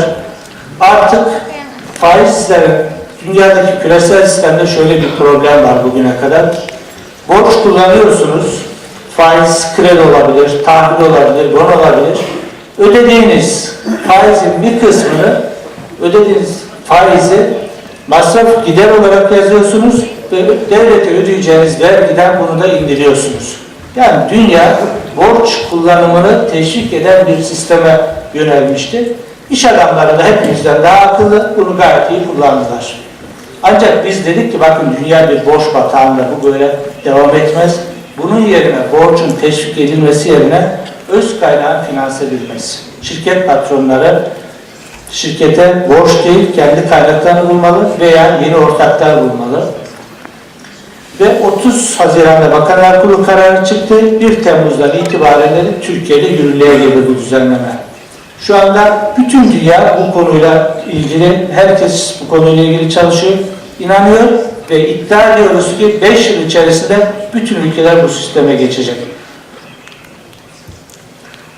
Kısaca bu tabloda görüldüğü gibi eskiden 100 lira kredi kullanan bir şirket bizim vergi mevzuatımıza göre 2400 lira vergi tasarrufu sağlarken şirketine para koyan bir patron, sermayedar hiç vergi avantajına sahip değildi. Yeni düzenlemeyle birlikte faizle ne kadar vergi tasarrufu varsa aynı oranda şirketlerde de vergi tasarrufu sağlama hakkı geldi. Dolayısıyla finans kitaplarının sermaye maliyeti ile ilgili kısımlarını finans hocalarımızın yeniden güncellemesi gerekiyor. Detaylarına girip sizleri boğmayacağım ama bu konuyla bütün misafirlerimizin yakından ilgilenmesini özellikle istirham ediyorum. Türkiye yine uzun vadeli tasarruf artırmak için Anadolu'da bir söz var. Ev alanda düğün yapan Allah yardım eder diye. Türkiye bunu kanunlarına koydu. 3 yıl boyunca bir bankada hesap açtırırsanız devlet 5.000 lira evlendirme parası veriyor. Ev alacaklar da yine 3 yıl boyunca bankada hesap açarlar ve oraya para yatırırsalar yatırdıkları paranın %20'sine ve toplamda da 15.000 liraya kadar devlet hibe ediyor. Karşılığı yok, bir borç yok. Dolayısıyla bunu da vatandaşlarımızın bilmesi ve uygulamasında kendi açılarından fayda.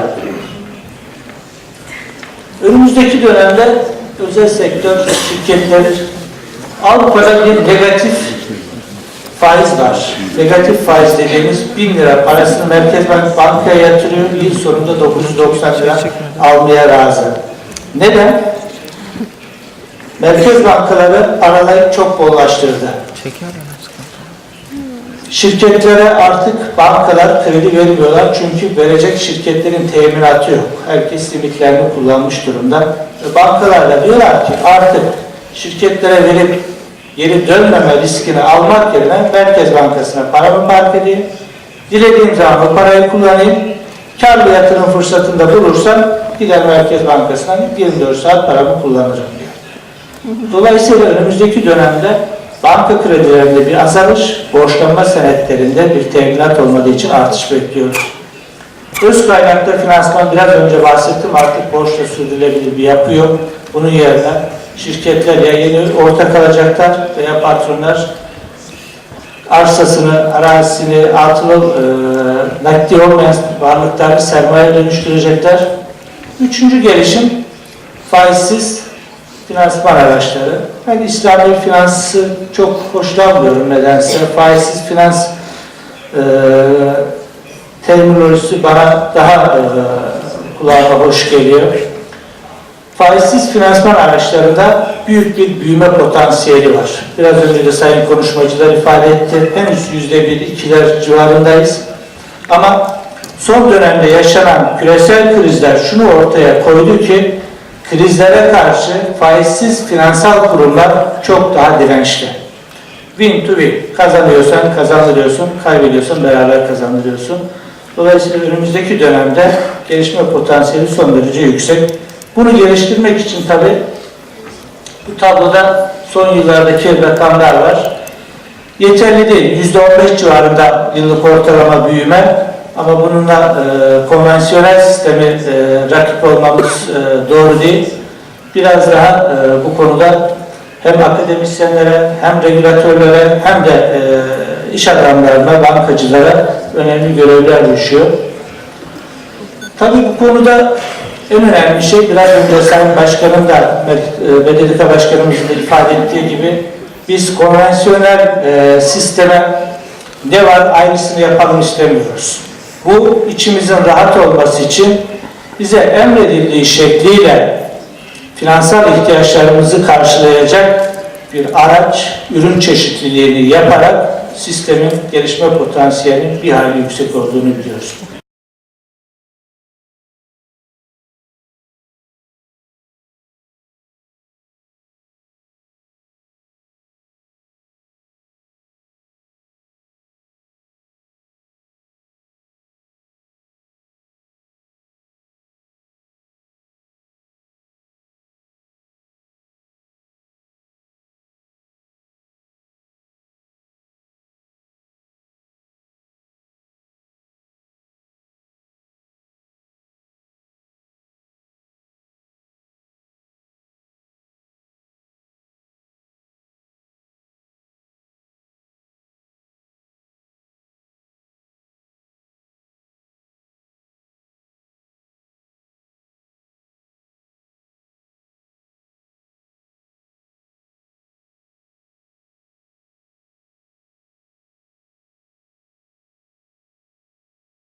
O kadar cazip bir sistem, yine biraz önce konuşmamız ifade etti. İngiltere Başbakanı sukuk ihracının açılışını yapıyor borsadan. Bunlar son derece önemli. Demek ki bir pazar potansiyeli var. Özellikle akademisyenlere ve regülatörlere düşen de temel değerlerimizden taviz vermeden uygun araçları sisteme dahil etmemiz. Türkiye bu konuda önemli gelişmeler gösterdi son yıllarda. 2013'te sukuk düzenlemesi yaptık sermaye piyasası kurulu olarak. Dünyada hangi uygulamalar var, hangi literatür var? Çok da uluslararası kabul gören düzenlemeler. Kamunun katılım bankalarını büyütme, geliştirme politikası var. Bir tanesini açtık. İnşallah önümüzdeki günlerde diğerleri de açılacak. Hazine bu konuda sukuk ihraçlarını başlattı. Ve yine Türkiye'de geçen sene, belki bu salondakilerin çoğunun bile farkında olmadığı, bireysel emeklilikte faizsiz sistemi biz başlattık. Yatırım fonlarında faizsiz enstrümandan oluşan sistemleri Türkiye'de ilk defa başlattık. Biraz sonra rakamlarına bakacağız. Hazine bugüne kadar 9 milyar doların üzerinde sukuk ihracı gerçekleştirdi. Özel sektörde SPK'mızın almak suretiyle 3,9 milyar dolarlık sukuk ihracı gerçekleştirdi. Yine içinde faiz olmayan gayrimenkule dayalı araçlarda da 2 milyar dolarlık bir ihraç gerçekleşti. Biraz önce bahsettiğim tasarruf oranımız düşük ama bunu faizsiz finansal enstrümanlardan oluşan yapıyla güçlendirmemiz gerekiyor. Türkiye'de geçen sene başlattık. Şu anda 489 bin kişi bu sistemi bir yılda girdi. Bu gerçekten inanılmaz bir rakam ve Türkiye'nin potansiyelini göstermesi bakımından önemli. 1,7 milyar lira orada tasarruf birikti. İnanıyoruz ki önümüzdeki yıllarda bu sayı bir hayli yükseklere çıkacak. Bunda da gençlerimizin ve bu salondakilerin hatta tüm ülkenin de haberdar olması önemli. Her şey dört dörtlük mü? Hayır. Daha gelişmenin başındayız. Özellikle faizsiz finans sisteminde yetişmiş personel eleman ihtiyacımız had safhada diye düşünüyorum. Gerek bankacılıkta, gerekse tekabül tarafından, gerekse sermaye piyasaları tarafından bu konuda üniversitelerimize de büyük görevler düşüyor. Sakarya Üniversitesi de bu konuda önemli bir misyonu gerçekleştiriyor. Kendilerine müteşekkirim. Yetmez, ürün çeşitliliğini de artırmak lazım. Artık finansal tüketiciler çok çeşitli ürünleri talep ediyorlar. Sadece katılım bankacılığı, sadece sukukla finansal geldiğimiz noktada tüm tüketicilerin ihtiyacını karşılamaya yeterli değil. Bu konuda da araç ve ürün çeşitliliğini hep birlikte yapmamız gerekiyor. Sukuk konusu önemli. Özellikle basit, anlaması kolay. Bunu inşa edip üzerine de burada bahsettiğim girişim sermayesi fonları, gayrimenkul fonları, altyapı fonları gibi hem istihdamı artıracak hem üretimi artıracak yeni enstrümanlar üzerinde birlikte çalışmamız gerekiyor. Değerli konuklar, Türkiye hedefler olan bir ülke. Her ne kadar önümüze bazıları taşlar döşemeye çalışsa da inşallah onları temizleyecek ve önümüzdeki yıllarda hedeflerine ulaşacak. 2023'e geldiğimizde sadece bankacılık sistemiyle bir ülkenin sürdürülebilir büyümeyi yakalaması kolay değil. Mutlaka çift motorlu sermaye piyasası ve bankacılık sektörünün birlikte hareket etmesi gerekiyor. Şirketlerimizin borsada sayılarının artması gerekiyor. Borçlu enstrümanların, faizli enstrümanların miktarının giderek azalması karşılığında öz kaynağa dayalı, faizsiz araçlara dayalı finansal enstrümanları artırmamız gerekiyor. Biraz önce bahsettiğim BES'ten 10 milyon hedef koymuştuk 2023. Öyle tahmin ediyorum ki 2020'de bu rakam ulaşacak. 12 milyona bu hedefimizi revize edeceğiz. Çok kolay gerçekleşebilir. 2 trilyon dolarlık bir ekonomi olacak inşallah. Ve İstanbul'u da ilk 10 uluslararası finans merkezinden birisi yapma devletimizin, hükümetimizin ve bizlerin hedefi var. Beni dinlediğiniz için hepinize teşekkür ediyorum. Toplantının hayırlı olsun.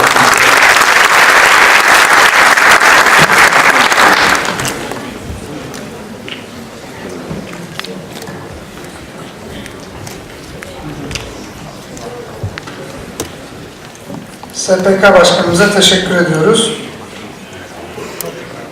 Sayın Cumhurbaşkanımızdan bir mesaj var. Bunu paylaşmak istiyorum.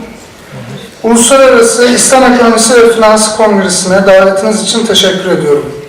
Tüm dünyadan araştırmacı ve akademisyenlerin, sektör ve iş dünyası temsilcilerinin, İslam ekonomisi ve finansı üzerine değerli görüşlerini paylaşacakları kongrenin verimli geçmesini diliyorum.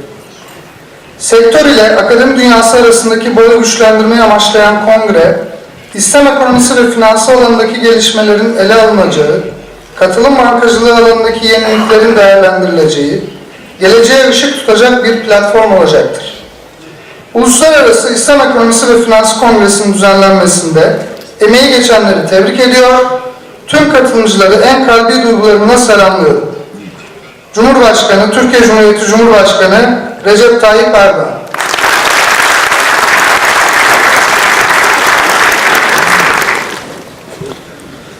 İslam ülkeleri İstatistik, Ekonomik ve Sosyal Araştırma ve Eğitim Merkezi'nden Sayın Mazhar Hüseyin'i kürsüye davet ediyoruz. Assalamu alaikum wa rahmatullahi wa barakatuh.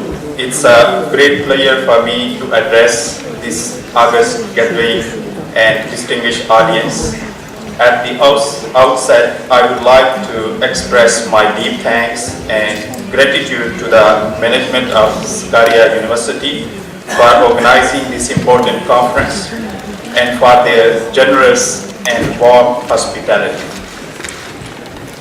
Distinguished guests, esteemed participants, before I go into the discussion on main topic of this Congress, I would like to make use of this opportunity to dwell very briefly on our center and its main activities. SESRIC is a subsidiary organ of the Organization of Islamic Cooperation, operating in Ankara since June 1978. SESRIC has been mandated to work in three areas: statistics, socio-economic research, and training and technical cooperation. Within the framework of the implementation of its mandate in the area of statistics, SESRIC serves as the major socio-economic statistical and information bank on and for the OIC member countries and hosts the most comprehensive statistical database on the member countries. In the area of research, SESRIC acts as the main socio-economic research organ of the Organization of Islamic Cooperation, whereby it undertakes research activities on various issues of concern to the OIC member countries with a view to analyze the prevailing situation at the OIC level and suggesting the appropriate policy actions that need to be taken in order to face the challenge and strengthen the intra-Islamic cooperation in the concerned areas.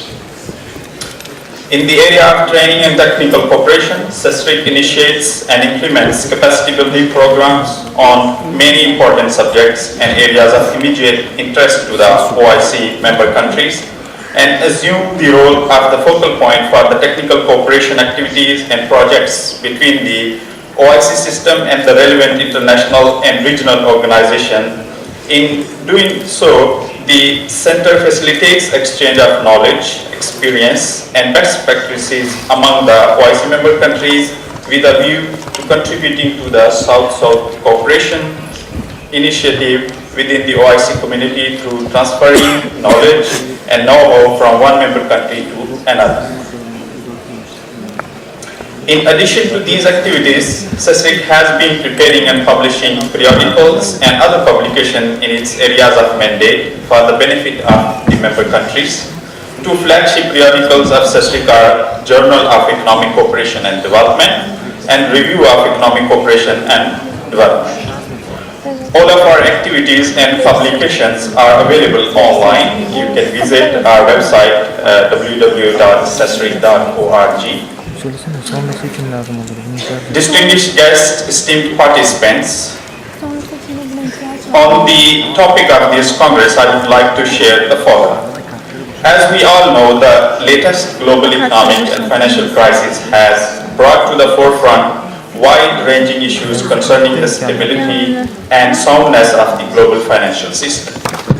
The crisis has prompted an extensive global re-examination of the adequacy of the international financial architecture, the need for regulatory reform, and the search for a more sustainable solution which leads to a more equitable, stable, and sustainable financial system. In fact, there is currently a growing global demand for a new economic and financial system. However, so far no strong action has been taken towards reforming the global economic and financial system. It is still widely argued that the latest reforms which have been made in the aftermath of the crisis did not go far enough and that there is still an increasing risk of another global financial crisis. It seems that these reforms alone are unlikely to eliminate all of the shortcomings, faults, and weaknesses in the international economic and financial system.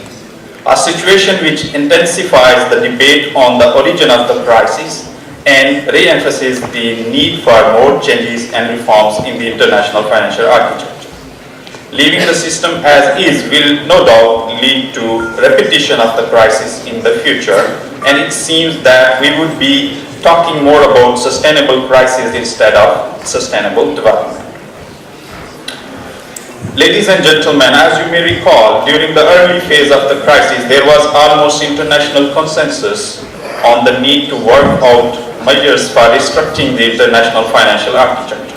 Many voices have even called for rethinking of other alternative financial systems. A financial system based on Islamic principle was among these alternatives, and it was widely argued that such a system could avoid the fundamental problems and shortcomings of the conventional financial system that led the world into crisis.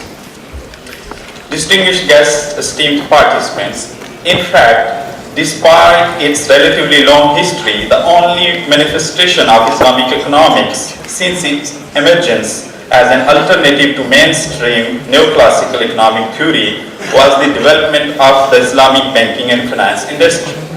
As we all know, the contemporary practice of Islamic banking and finance is now over 30 years old. Islamic finance has rapidly transformed in the last decade to become internationally recognized and accepted as a competitive and robust form of financial intermediation by all communities.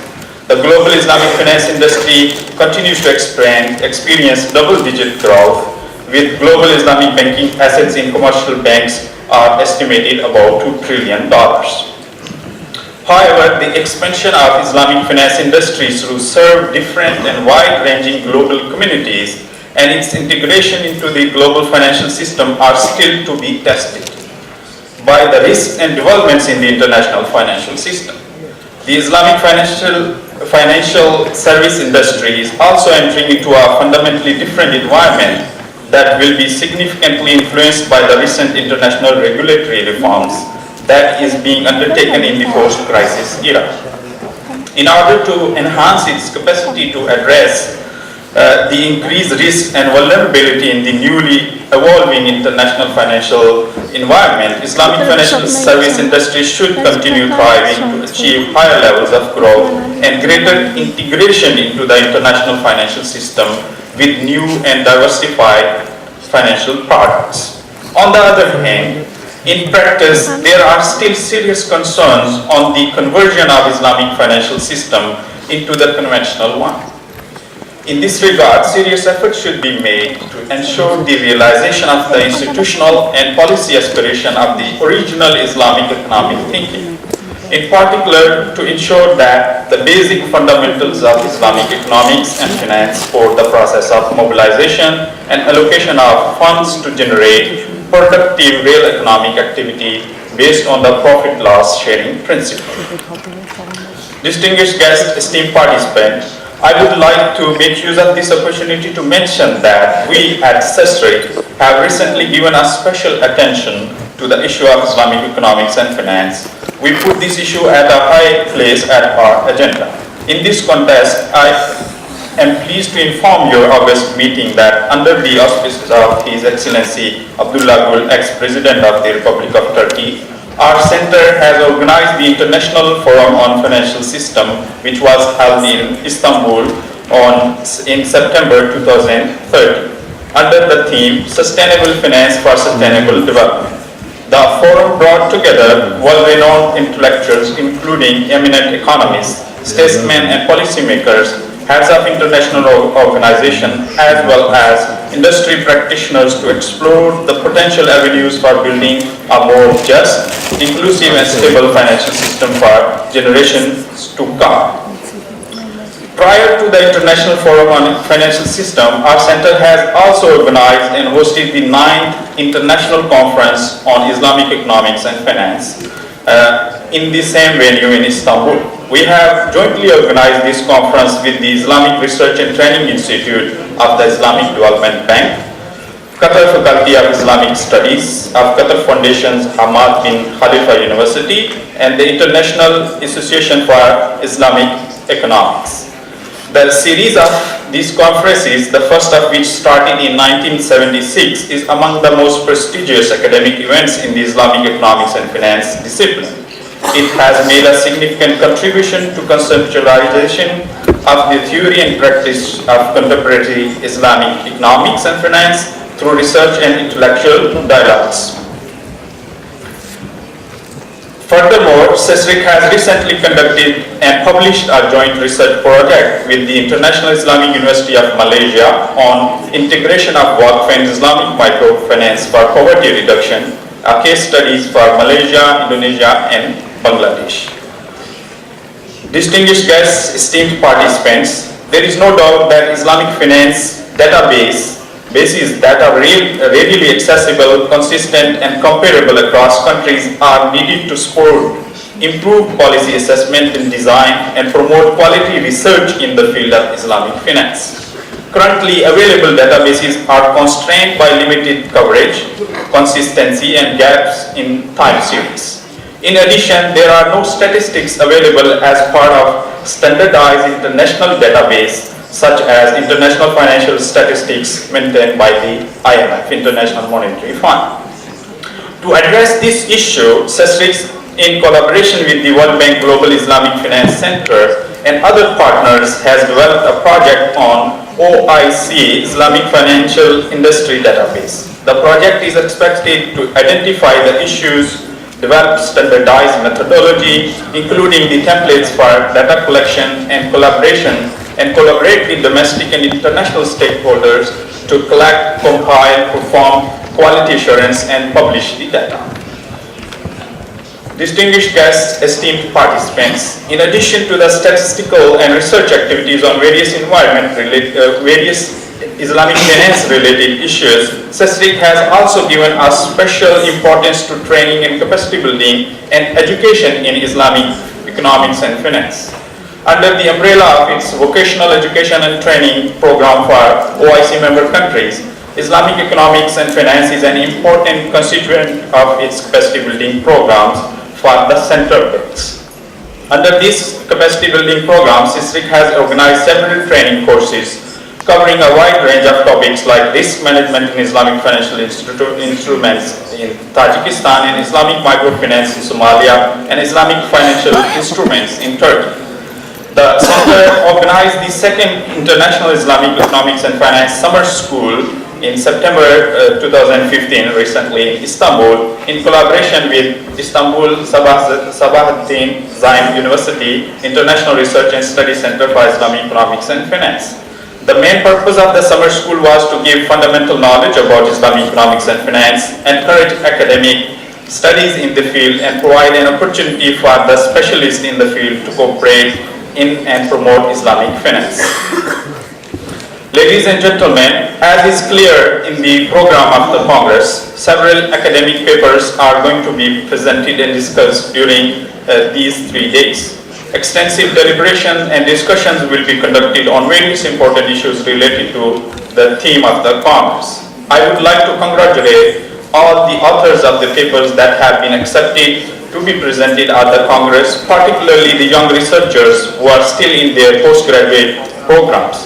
I believe that your participation and contributions are crucial, and that the outcome of the Congress will be instrumental in enriching the literature and practice of the Islamic economics and finance. I wish you all a great success in your endeavor, and pray Allah the Almighty to help all of us and guide our steps to achieve the prosperity and welfare of the humanity.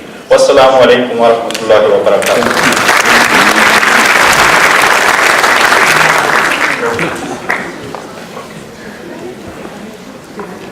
Teşekkür ediyoruz. Değerli konuşmacılar Mehmet Ali Akben, Vahdettin Ertaş ve Mazhar Hüseyin'e plaketlerini takdim etmek üzere Sayın Rektörümüzü, Kongre Düzenleme Kurulu Başkanı Fatih Savaşan Hocamızı ve ICISEF Müdürü Ömer Karaoğlu Hocamızı tekrar sahneye davet ediyoruz.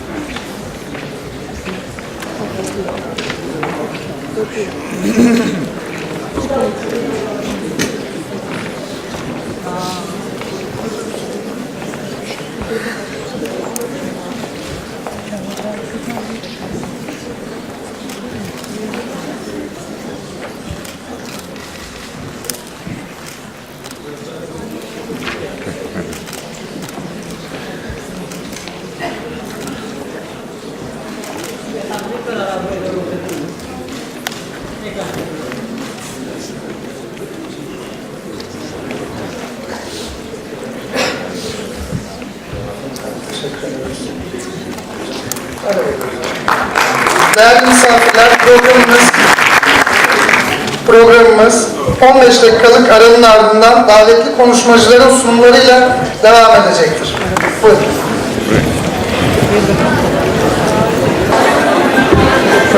Konuşmalarını yapmak üzere Borsa İstanbul Yönetim Kurulu Başkanı Sayın Doktor Talat Ulusever'i kürsüye davet ediyoruz.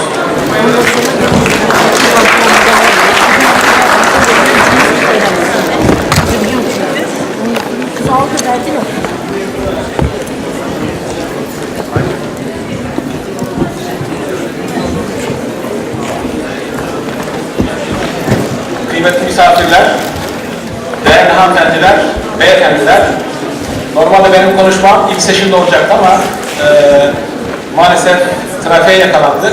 Bu sabah Katar Doha'da Dünya Borsalar Birliği Genel Kurulu vardı. Ona katıldık. Bu toplantıya katılmayı çok arzu ettim. Normal toplantı devam ediyor Doha'da. Ancak İslami Finans ve Ekonomi Kongresi'ne de katılmayı arzu ettiğim için toplantıyı yarıda kesip buraya geldim.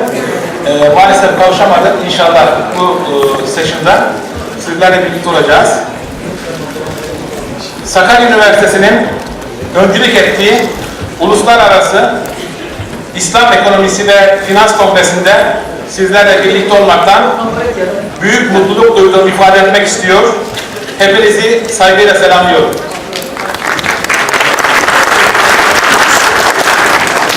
Bugün burada bu etkinliğin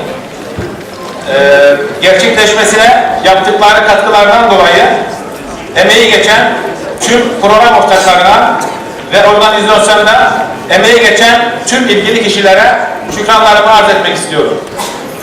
Kıymetli katılımcılar, hepimizin bizzat şahit olduğu üzere yaşadığımız son küresel finansal krizin nedenleri 2008 yılından bu yana hem akademik çevrelerde hem de piyasalar tarafında tartışılmaya devam etmektedir. Genel görüş, finansal piyasalara ilişkin düzenleme ve denetleme eksikliklerinin krizin ana nedeni olduğudur. Ancak büyük resme baktığımızda yaşanan hemen hemen tüm ekonomik ve finansal krizlerin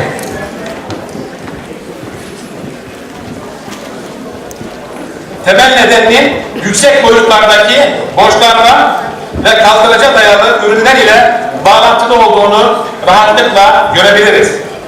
Hem küresel hem de ülkeler boyutundaki finansal krizlerin son 40 yılda hızla artmasının ve tabiri caizse bulaşıcı bir karakter kazanmasının bu dönemde hızla artan finansallaşma olgusundan bağımsız olarak ele alınmayacağının altını özellikle çizmek isterim.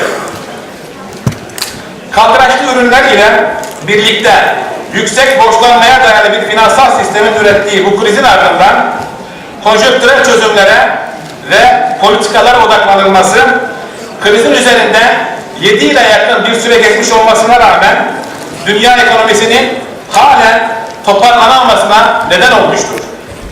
Tüm bu çözümler ve politikalar küresel düzeyde reel sektörü canlandıramamış, küresel borç yükünü 2008 yılından bu yana 50 trilyon dolar civarında artmasına da neden olmuştur. Bu durum reel sektör getirilerine bağımsız biçimde ve merkez bankalarıyla belirlenen faiz oranlarının maalesef bir yansımasıdır.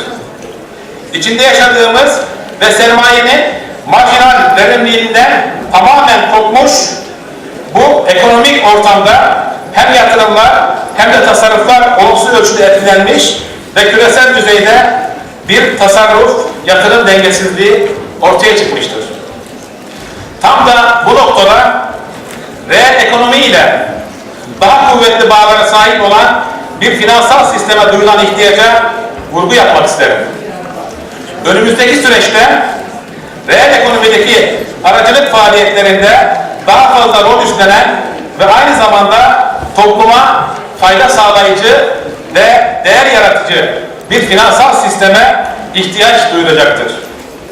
Bu yapıdaki bir finansal sistem sürdürülebilir bir ekonomik büyüme için olmazsa olmaz bir ön şarttır. Bu ön şart altında dizayn edilmiş bir finansal sistemde sermaye piyasalarının devreye girerek finansal piyasalar ile reel ekonomi arasındaki bağları kuvvetlendirmesi gerektiğini düşünmekteyim.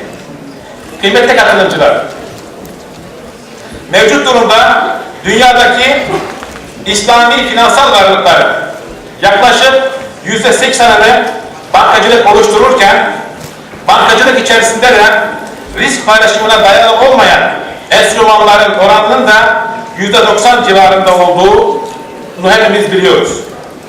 Ülkemiz özelinde baktığımızda ise yaklaşık 2/3 kısmı mevduata yönelen yurt içi tasarrufların ve öz kaynaklardan daha fazla borçlanan şirketlerin olduğu bir tablo ile karşı karşıyayız.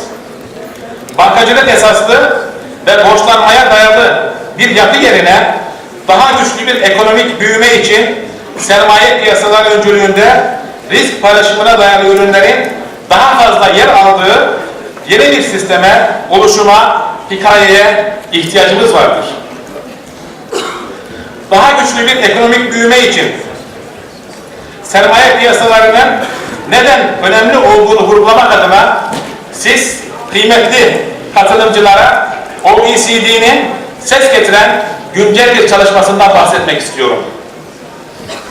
OECD ülkeler arasında 50 yıllık bir veriyi inceleyen bu çalışmada kredi ile finansman sağlamanın ekonomiye negatif bir etkisi olduğu gösterilirken finansman için borsaları seçen ülke ekonomilerinin daha hızlı ve daha sağlıklı büyüdüğü ortaya konulmuştur. Bu minvalde geliştirilecek yeni ürünler ve uygulamalar neticesinde sermayenin tabana yayılmasını kolaylaştıracak finansal katılımın artırılması ve özellikle düşük ve orta gelir grubunun yüksek getirili ürünlere yatırım yapma imkanlarının çoğaltılması gerekmektedir. Bunun için yeni mekanizmalar geliştirmek durumundayız. Böylece ekonomik büyümeye katkıda bulunurken gelir adaletsizliğini de azaltma noktasında ilerleme sağlanacağını düşünmekteyim. Ülkemiz adına konuşmam gerekirse, başta borsamız olmak üzere sermaye piyasalarımızın tüm aktörleriyle birlikte ekonomik büyümeyi artırmak ve gelir adaletsizliğini azaltmak adına önümüzdeki süreçte daha aktif bir rol üstlenmeyi ve hedeflerimizi ve çalışmalarımızı hız kesmeden devam ettirmek istediğimizi özellikle belirtmek istiyorum. Bu amaç doğrultusunda ülkemizin gayrimenkul, enerji, bilişim teknolojisi ve savunma sanayi gibi alanlardaki büyük projelerin halkımız tarafından finanse edileceği ve ortaya çıkacak gelirin de yine halkımız ile paylaşılacağı yapıları canlandırma gayreti içerisinde olacağız. Değerli katılımcılar, halihazırda dünya piyasaları ile doğrudan bağlantılı İslam finansı varlıklarının 400 milyar dolarlık bir büyüklüğe ulaştığı ve 1 trilyon dolarlık bir potansiyeli bünyesinde barındırdığı ifade edilmektedir. Bu potansiyeli gerçekleştirmek adına geniş yatırımcı kitlesi hitap edecek risk paylaşımına dayalı ürünlerin geliştirilmesi gerekmektedir. Bu türden ürünlerin yeterince geliştirilemesi konusunda sizlerin de bildiği üzere hem arz hem de talep tarafındaki yetersizlikten bahsedilmektedir. Evet, bunun acı bir gerçek olduğu aşikardır. Fakat bizler piyasa yapıcıları olarak üzerinde düşen sorumluluğun farkında olmalı ve gereken pratik adımları atmalıyız. Bu vesileyle hem bankacılık sektöründe hem de sermaye piyasalarında risk paylaşımına dayalı ürünlere olan arz ve talebi canlandıracak mekanizmaları geliştirmemiz gerektiğinin altını özellikle vurgulamak istiyorum. Son yaşadığımız küresel finansal kriz bizlere ayrıca risk paylaşımına dayalı olmayan finansal sistemin piyasalardaki çalkantıları absorbe edemediğini ispatlamıştır. Bilakis yayılma etkisi neticesinde krizin etkileri küresel ölçekte daha derin ve geniş şekilde hissedilmiştir. Buna karşılık risk paylaşımı esasına dayalı İslam finansının her ne kadar uygulamada eksiklikleri olsa da enstrümanları ve arka plandaki fikriyatı ile başta Müslüman coğrafya olmak üzere tüm dünyada bir ivme yakaladığı ortadadır. İslam finansının ortaya koyduğu varlığa dayalı enstrümanlar ve uygulamalar finansal piyasalarda yeni bir heyecan yaratmıştır. Kıymetli dinleyiciler, bu enstrümanlardan birisi mudaraba enstrümanıdır. Emek, sermaye ortaklığını ifade eden mudarabanın tarihteki uygulamasına bakıldığında İslam öncesi cahiliye döneminde uygulamaya başlandığı ve akabinde İslam döneminde de kervan ve deniz ticaretinde sıkça ve başarılı bir şekilde kullanıldığı görülmüştür. Benzer bir uygulama Avrupa'da 10. yüzyılda komenda adıyla bir çeşit adi komandit şirket biçiminde yaygınlaşıp bölge ülkelerinin ticaret hukukuna girerek standart bir görünüm arz etmiştir. Osmanlı döneminde de mudaraba esasına dayalı birçok uygulama geliştirilmiş ve başarıyla uygulanmıştır. Tarihte İslam kültüründen Batı medeniyetine geçen diğer bir kavram da risk kavramıdır. Çeşitli kaynaklarda farklı iddialar bulunsa da genel kanaat Arapça rızk kelimesinin Endülüs Müslümanları vasıtasıyla batıya risk şeklinde dönüşerek geçtiğidir. Yani risk kavramının temelinin İslam'daki rızık kavramına dayandığı ifade edilebilir. Böylelikle risk paylaşımı ifadesini rızık paylaşımı olarak da anlayabiliriz. Nasıl ki İslam'da zekat, sadaka, karz gibi vasıtalarla refah ve kazancın paylaşılması teşvik ediliyorsa, ticaret ve yatırımlardaki olası refah ve kazancın da paylaşılması özendirilmektedir. Tüm bu paylaşım şekillerinin gelir adaletsizliğini azaltmaya yardımcı olduğu gerçeği izahtan varestedir. Kıymetli konuklar, İslam prensiplerine uygun bir finansal sistemde gelir adaletsizliğinin yapısal bir sorun teşkil edemeyeceği gayet açıktır. Kur'an-ı Kerim'de Haşr suresinin 7. ayetinde refahın sadece zenginler arasında dolaşan bir servet veya güç olmaması gerektiğine özellikle vurgu yapılır. Bu ve benzeri ayetler ve Peygamber Efendimizin nice uygulamaları bize gelirin ve refahın paylaşılması gerektiğini emreder. Peki bu paylaşım ne şekilde olacaktır veya olmalıdır? Burada İslami prensiplere uygun bir finansal sistemin ex-ante ve ex-post tedbirlerinden bahsetmek mümkündür. Ex-post tedbirlerin en bilineni İslam'ın 5 temel esasından biri olan zekattır. Zekat ile refahın paylaşılarak yeniden dağıtımı sağlanmakta ve toplumsal refah dengelemesi söz konusu olmaktadır. Risk paylaşımı ve buna dayalı enstrümanlar ise egzante bir tedbir olarak ifade edilebilir. Yani risk paylaşımı ile gelirin de paylaşımı sağlanarak önleyici bir tedbir olarak ortaya konulabilir. Böylece hem önleyici hem de düzeltici tedbirler vasıtasıyla ekonomideki kaynak transferi gerçekleşmiş olmaktadır. Diğer bir ifadeyle bir ekonomik faaliyetin hem öncesi hem de sonrası İslami esaslara uygun olarak gerçekleştiğinde gelir adaletsizliğini önleyici bir rol üstlenmiş olacaktır. Ayrıca İslam ekonomisi ve finansı ile kastettiğimiz sistemin ahlak, vicdan, dürüstlük gibi genel İslami ve insani değerlerden ayrışmayacağının da altını özellikle çizmek isterim. Örneğin, İslami kurallara göre ticaret yapmak derken, ticareti yapılan ürünlerin İslami esaslara uygun olmasının yanı sıra asimetrik bilginin ve haksız kazancın önüne geçilerek alım-satım faaliyetlerinin de İslami kurallara göre yapılması gerekmektedir. Yani neyin ticareti yapılıyor hususunun yanında ticaret nasıl yapılmalıdır sorusu da önemli ve altının çizilmesi gerekir. Bu durum Kur'an-ı Kerim'de Nisa suresinin 29. ayetinde şu şekilde ifade edilmektedir. Ey iman edenler! Mallarınızı aranızda batıl yollarla yemeyin. Ancak karşılıklı rıza ile yapılan ticaret olursa başka. Kendinizi öldürmeyin. Şüphesiz Allah size karşı çok merhametlidir. Yüce Allah helal olanları dahil olmak üzere mallarınızı batıl yani haksız şekilde hileli olarak ticarete konu etmememiz konusunda bizleri uyarmaktadır. Ayetin devamındaki kendinizi öldürmeyin ifadesi ise Hayrettin Karaman Hoca çarpıcı ve derin bir yorum ile günümüzdeki kardeş kavgalarını, katliamların, terör eylemlerini ve cinayetlerin arka plandaki nedenlerinden biri olarak insanların birbirlerinin mallarını sömürü, tefecilik ve diğer bazı batıl yollarla yemesi olarak düşünebilir şeklinde yorumlamıştır.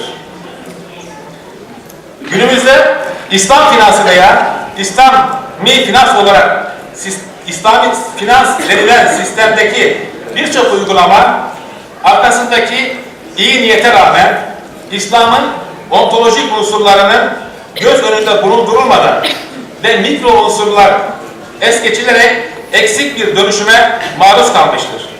Bu çerçevede Haydar Nakvi'nin çalışmaları önem arz etmektedir. Örneğin Türkçe'ye ekonomi ve ahlak olarak çevrilen çalışmasında Nakvi, İslam'a dayalı bir ekonomik sistemin aksiyomatik temellerini oluşturmaktadır. Yine burada Mesudul Alem Çadri'nin yaptığı analitik çerçevede ve mikro temelli çalışmaların da önemine vurgu yapmak isterim. Bu tarz çalışmaların sayısı arttıkça İslami esasları daha derinden kavrayabilen ve böylece insani değerleri önceleyen bir finansal modelin ortaya çıkacağına dair ümidimiz de artmaktadır. Kıymetli misafirler, İslam ekonomisi ve finansı hakkında vurgulamaya çalıştığım tüm bu konuların ve problemlerin arkasında yatan en önemli sorunlardan biri de bu alanlarda yeterli uzmanlığın ve insan kaynağının olmamasıdır. Bu durum ile alakalı olarak siz değerli katılımcılara çarpıcı bir bilgi aktarmak istiyorum. Dünyada öne çıkan 20 İslam alimi dünyadaki tüm danışma şeriat kurulu üyeliklerinin %55'inde yer tutmakta ve tepedeki 2 İslam aliminin ise her birinin 85 kurul üyeliği bulunmaktadır. Bahsedilen bu nicel eksikliğin yanında nitelik yönünden de eksiklikler bulunmaktadır. Dünyada olduğu gibi ülkemizde de genel olarak fıkıh ve ekonomi veya finans bilgisi olanların bir araya gelemediğini görmekteyiz. Bu alanlarda en çok ihtiyaç duyduğumuz şey utility function yani fayda fonksiyonunu bilen fıkıhçı veya istihsan kavramını bilen ekonomisttir. Günümüzde bu iki alanı bir araya getirmeye çalışan bazı akademik programları, etkinlikleri heyecan ile takip etmekteyiz. Borsa İstanbul olarak bizler de Marmara Üniversitesi İlahiyat Fakültesi ile bir araya gelerek az önce bahsettiğimiz eksikliği gidermek adına neler yapabiliriz diye düşündük ve tarihi, teorisi ve pratiğiyle İslam iktisadı ve finansı adlı uluslararası konferans serimizin ilkini geçen sene gerçekleştirdik. Bu sene de 19 Kasım tarihinde bu konferans serisinin ikincisini hayata geçireceğiz inşallah. Bu vesileyle burada bulunan tüm katılımcıları da bu etkinliğimize davet etmek isterim. Sözlerime son verirken bu etkinliğe emeği geçen herkese teşekkür ediyor. Etkinliğin İslam finansı ve İslam ekonomisi konularında oldukça ufuk açıcı, vizyon ve perspektif geliştirici oturumlara ve tartışmalara vesile olmasını diliyor ve yapılan çalışmaların piyasalarımıza ışık tutmasını ümit ediyor. Selam ve saygılarımı sunuyorum.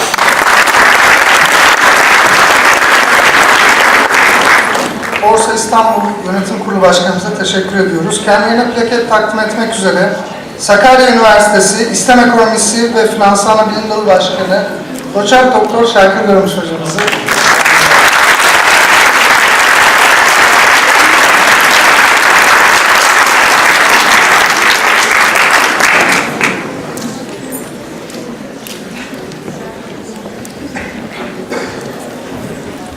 konuşmalarını yapmak üzere Dünya Alimler Birliği Genel Sekreteri Profesör Doktor Ali El Karadağ'ı kürsüye davet ediyoruz.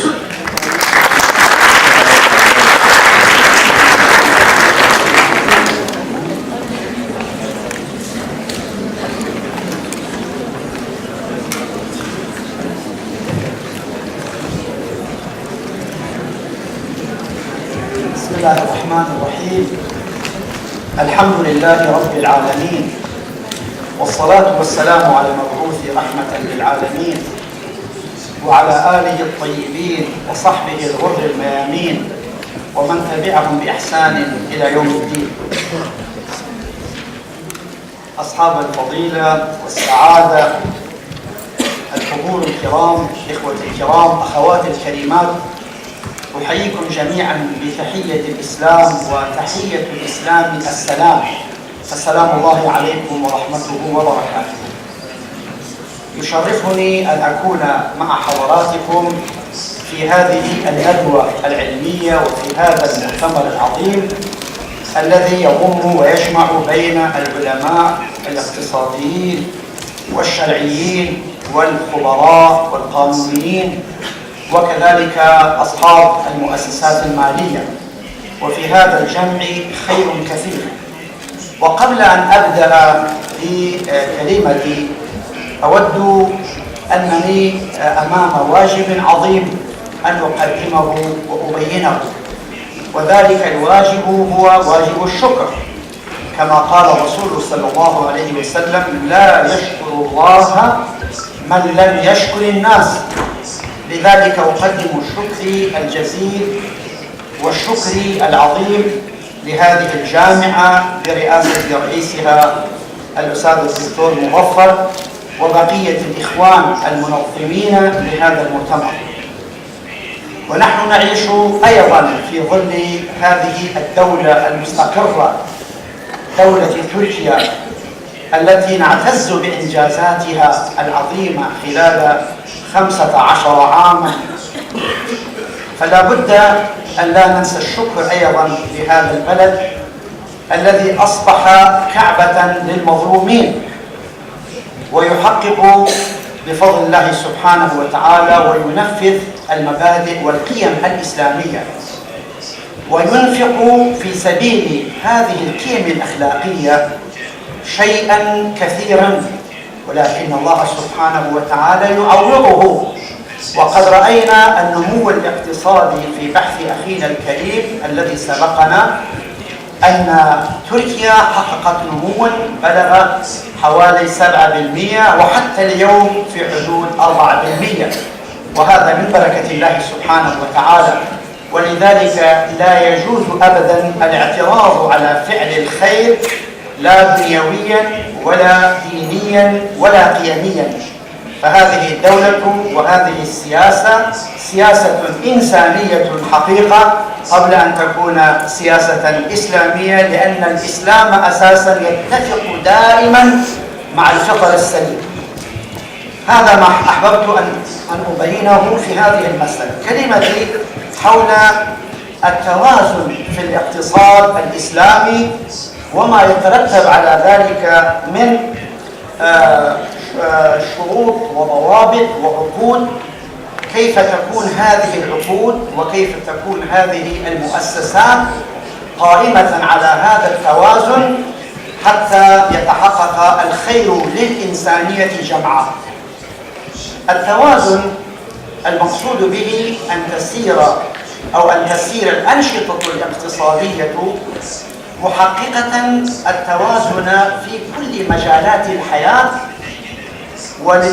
لأن التوازن نفسه هو الذي يقوم عليه الكون نفسه. يعني الكون كله كما قال الله سبحانه وأنبتنا فيها من كل شيء موزون، فهذا الكون موزون، والإنسان كذلك الله خلقه على توازن غريب وعظيم، فلا بد أن تكون هذه الشريعة أيضا تحقق هذا التوازن وهذا الانسجام مع الإنسان وكذلك مع الكون. فمن هنا يصبح الكون والإنسان والشريعة والاقتصاد يسيران بتوجه واحد، وحينئذ يكون نجاح الاقتصاديات التي تتفق مع الكون بما فيه البيئة وبما فيه كل شيء تكون أسرع من الاقتصاديات أو النشاطات التي تتعارض مع حركة الكون، هذه الحركة العظيمة. ومن هنا حقيقة تحدثنا عن هذا المجال بشيء من هذا التفصيل وأصلنا هذه المسألة. ومن طبيعة الإنسان أن الله سبحانه وتعالى خلقه من المادة ومن الروح، فالمادة لها تسير دائما نحو اتجاه الشهوات والطغيان والاستبداد، والروح تتجه عادة إلى الجوانب الفطرية والجوانب الإنسانية. ما الذي يستطيع أن يجعل هذا الإنسان متوازنا؟ أثبتت التجارب البشرية والتاريخية على مدى تاريخنا الإنساني أن العقل البشري وحده لم يستطيع أن يحقق هذا التوازن إلا إذا استند هذا العقل العظيم على هداية الله سبحانه وتعالى. وهنا تأتي قضية يعني التوازن، وهنا تأتي قضية أهمية هذه الشريعة الإسلامية في صناعة الحياة وفي صناعة الكون وفي صناعة الاقتصاد وفي صناعة الإنسان حتى تتحقق لهذه الإنسانية الرفاهية كذلك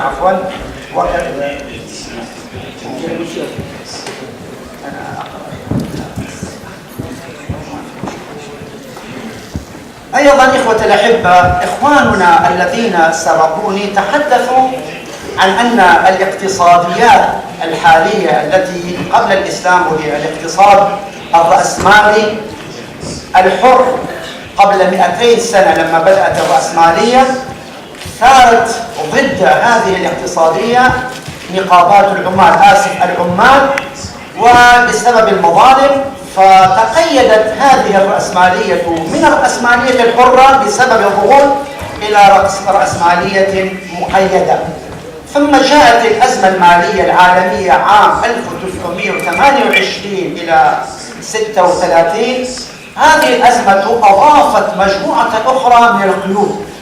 ثم جاءت الأزمة المالية العالمية 2008، وحضراتكم تعرفون أدت هذه الأزمة لا أقول ربما إلى الانهيار وإنما إلى هزة عنيفة في بنيان الرأسمالية، في بنيان الأسس والمبادئ الأساسية للرأسمالية، حيث حتى قضية التأمين وهو أمر مخالف للرأسمالية، تدخل الدولة أمر مخالف للرأسمالية، التدخل في قانون العرض والطلب أيضا مخالف. كثير من هذه القضايا واضطرت الاقتصاديات واضطر الدول للتدخل في هذه القضايا، وبالتالي اهتزت تماما هذه الرأسمالية. لكن هذه الرأسمالية لم تسقط كما سقط الاقتصاد الشيوعي. لماذا؟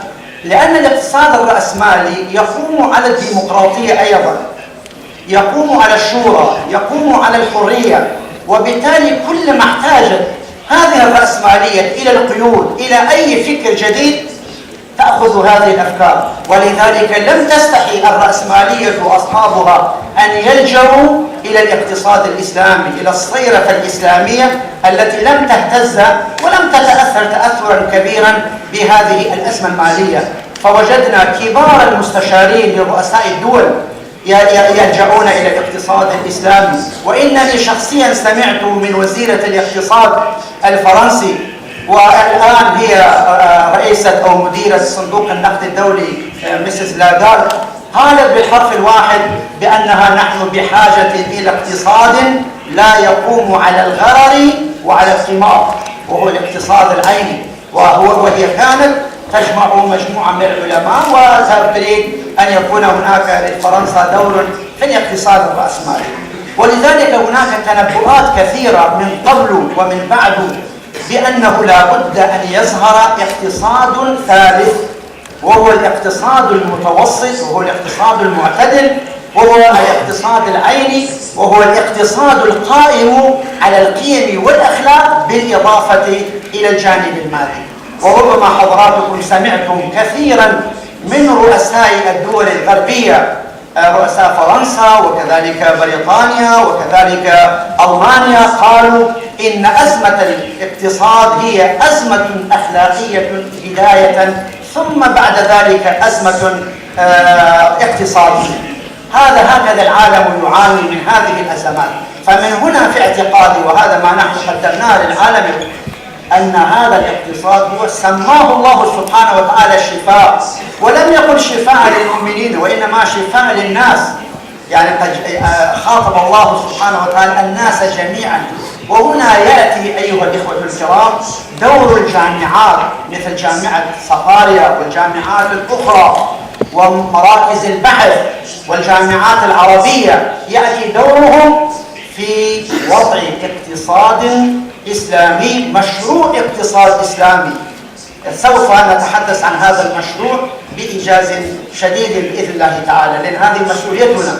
اقتصاد الشيوعي سقط تماما عام 1991 مع الاقتصاد مع سقوط الاتحاد السوفيتي، والاقتصاد الرأسمالي هكذا حاله. إذا لا بد أن يكون هناك منقذ، وأنا أعتقد البركة في حضراتكم. هذا التوازن أيها الإخوة الأحبة يتحقق من خلال التوازن في الأنشطة الستة الاقتصادية. نحن في نظرنا في الاقتصاد الإسلامي لا نحصر الأنشطة في 5 أنشطة كما يفعله الاقتصاديون الغربيون. الاقتصاديون الغربيون دائما يحصرون الأنشطة الاقتصادية في 5: في الإنتاج والاستهلاك والتبادل والتوزيع وإعادة التوزيع. في نظري أنه لا بد، هؤلاء ليس لا يهمهم، لكن في نظر الإسلام لا بد أن ينطلق كل نشاط من الملكية، من التملك.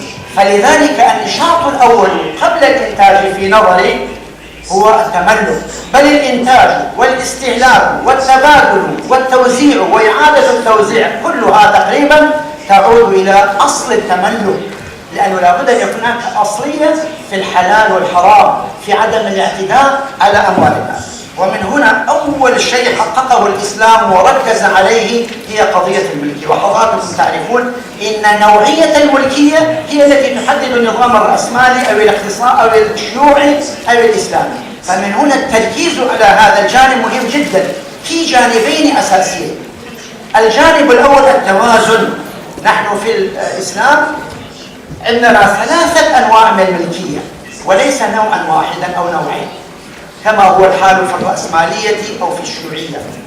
عندنا الملكية الفردية وهي محترمة ومصانة بكل ما تعني هذه الكلمة إلا وضع عليها قيود. لأن الحرية أيها الإخوة الكرام وأيها الأخوات الكرام، الحرية في السياسة، الحرية في التملك، الحرية في النشاط هي أصل التقدم، أصل الإبداع، ولكن الله يضع عليها قيودا نافعة، وبدون الحرية لا يمكن أن ننجح. الله سبحانه ربط القراءة الصحيحة في أول آية. ما هي القراءة المبدعة؟ في أول آية تتحدث هذه القراءة أن تكون هذه القراءة مرتبطة بكرامة الإنسان، فأمرنا بأن نقرأ كل شيء. وفي هذا تصحيح للنظام التعليمي. كان النظام التعليمي الديني في السابق يعتمد على القراءة الدينية. الفلاسفة في إغريق ويونان ورومان يقرؤون الجانب المادي فقط. القرآن في أول آية صح يقول اقرأ يا محمد صلى الله عليه وسلم كل شيء، اقرأ الكتب، اقرأ الإنسان، اقرأ الكون كله، حتى ثم بعدين ربط هذه القراءة الناجحة ايش؟ اقرأ وربك الأكرم. واو، أي هذه القراءة في ظل كرامة الإنسان. وأي كرامة وأي إبداع لا يمكن أن يتحقق في ظل الخوف والجبن، لا يمكن. ولذلك الغرب تقدموا من خلال إصلاح النظام التعليمي. فمن هنا هذه الملكية كما قلنا لحضراتكم هي حقيقة ملكية الحرية الملكية ولها أو حرية التملك وكذلك التصرف إلا في ظل بعض القيود النافعة للأفراد. ثم بعد ذلك ملكية الدولة. الدولة لها ملكية خاصة، وكما أشار إلى ذلك الإمام محمد بن حسن الشيباني أن الدولة تستثمر الأموال، وهذه الاستثمارات تكون ملكا للدولة وتحقق بها قانون التعادل والعدالة في قانون الأرض والطلب. وهناك ملكية الأمة وهي شركاء في ثلاث، وهي مسائل الطاقة والمعادن. هذه الأمة لا تستطيع الدولة أن تتصرف فيها إلا بما يحقق مصلحة الأمة. ملكية الدولة أشار إليه الإمام محمد بن حسن الشيباني في كتابه الأصل إشارة عظيمة جدا، وقال إن هذه الملكية خاصة وأنها تجب فيها الزكاة في استثماراتها. وأشار الإمام أيضا رحمة الله الإمام أبو يوسف إلى أن الدولة تستطيع أن تحقق التوازن من خلال هذه الملكية. وقد ذكر بعض علماء التاريخ تجربة رائعة لهارون الرشيد من خلال إدخال أموال الدولة في تحقيق التعادل والتوازن بين قانون الأرض والطلب. كيف كان هارون الرشيد يفعل؟ في الصيف كان يحدد باجتماع الخبراء والفلاحين والزارعين على سبيل المثال مبلغا سعرا محددا تشتريه الدولة. فلنفرض نقول كيلو من القمح بريالين مثلا $1 كمثال، أو بنصف دولار، أو ليرة تركية واحدة. يقول أنا مستعد أن أشتري بهذا. هذا الدولار يحمي حقوق الفلاحين، لأنه هناك أرض كثير في الصيف، فإذا وجد الأرض تنزل القيمة. والفلاح إذا التجار لن يشتروا بأكثر من ليرة كمثال يلجأ إلى الحكومة. ثم في فترة الشتاء يأتي الحكومة فتحمي المستهلكين. التجار يبالغون في الأسعار، لكن الدولة عندها أسعار محددة، مثلا للبيع أيضا مراعاة حقوق التجار. فإذا تجاوزوا هذا الحد تدخل الدولة فتعرض أرضا وكميات كبيرة جدا، وبالتالي تكون الدولة حققت التوازن من خلال أموال الدولة. هكذا الملكيات كلها تتحقق فيها التوازن ولا يستطيع أن ندخل في التفاصيل. الأمر الثاني المطلوب إخوة الكرام وهو شرط هذه الأشياء كلها أمور توصيفية. مقترحي في قضية الملكية من خلال خبرتي مع البنوك الإسلامية حوالي 40 سنة أننا نحن اليوم وخاصة في مجال الصكوك نحتاج إلى إعادة النظر في الملكية وضوابطها التي ذكرها فقهاؤنا الكرام. فقهاؤنا الكرام رحمة الله عليهم عالجوا قضايا عصرهم وقسموا إلى ملكية التامة والناقصة وملكية الرقبة وإلى آخرها. اليوم نحتاج إلى تطوير الملكية، وهو الأساس في تطوير المنتجات. وقد قدمت بحثين في هذا المجال، منها في مجال يعني خلال دراسات لا مانع من أن نستفيد من تجارب الآخرين.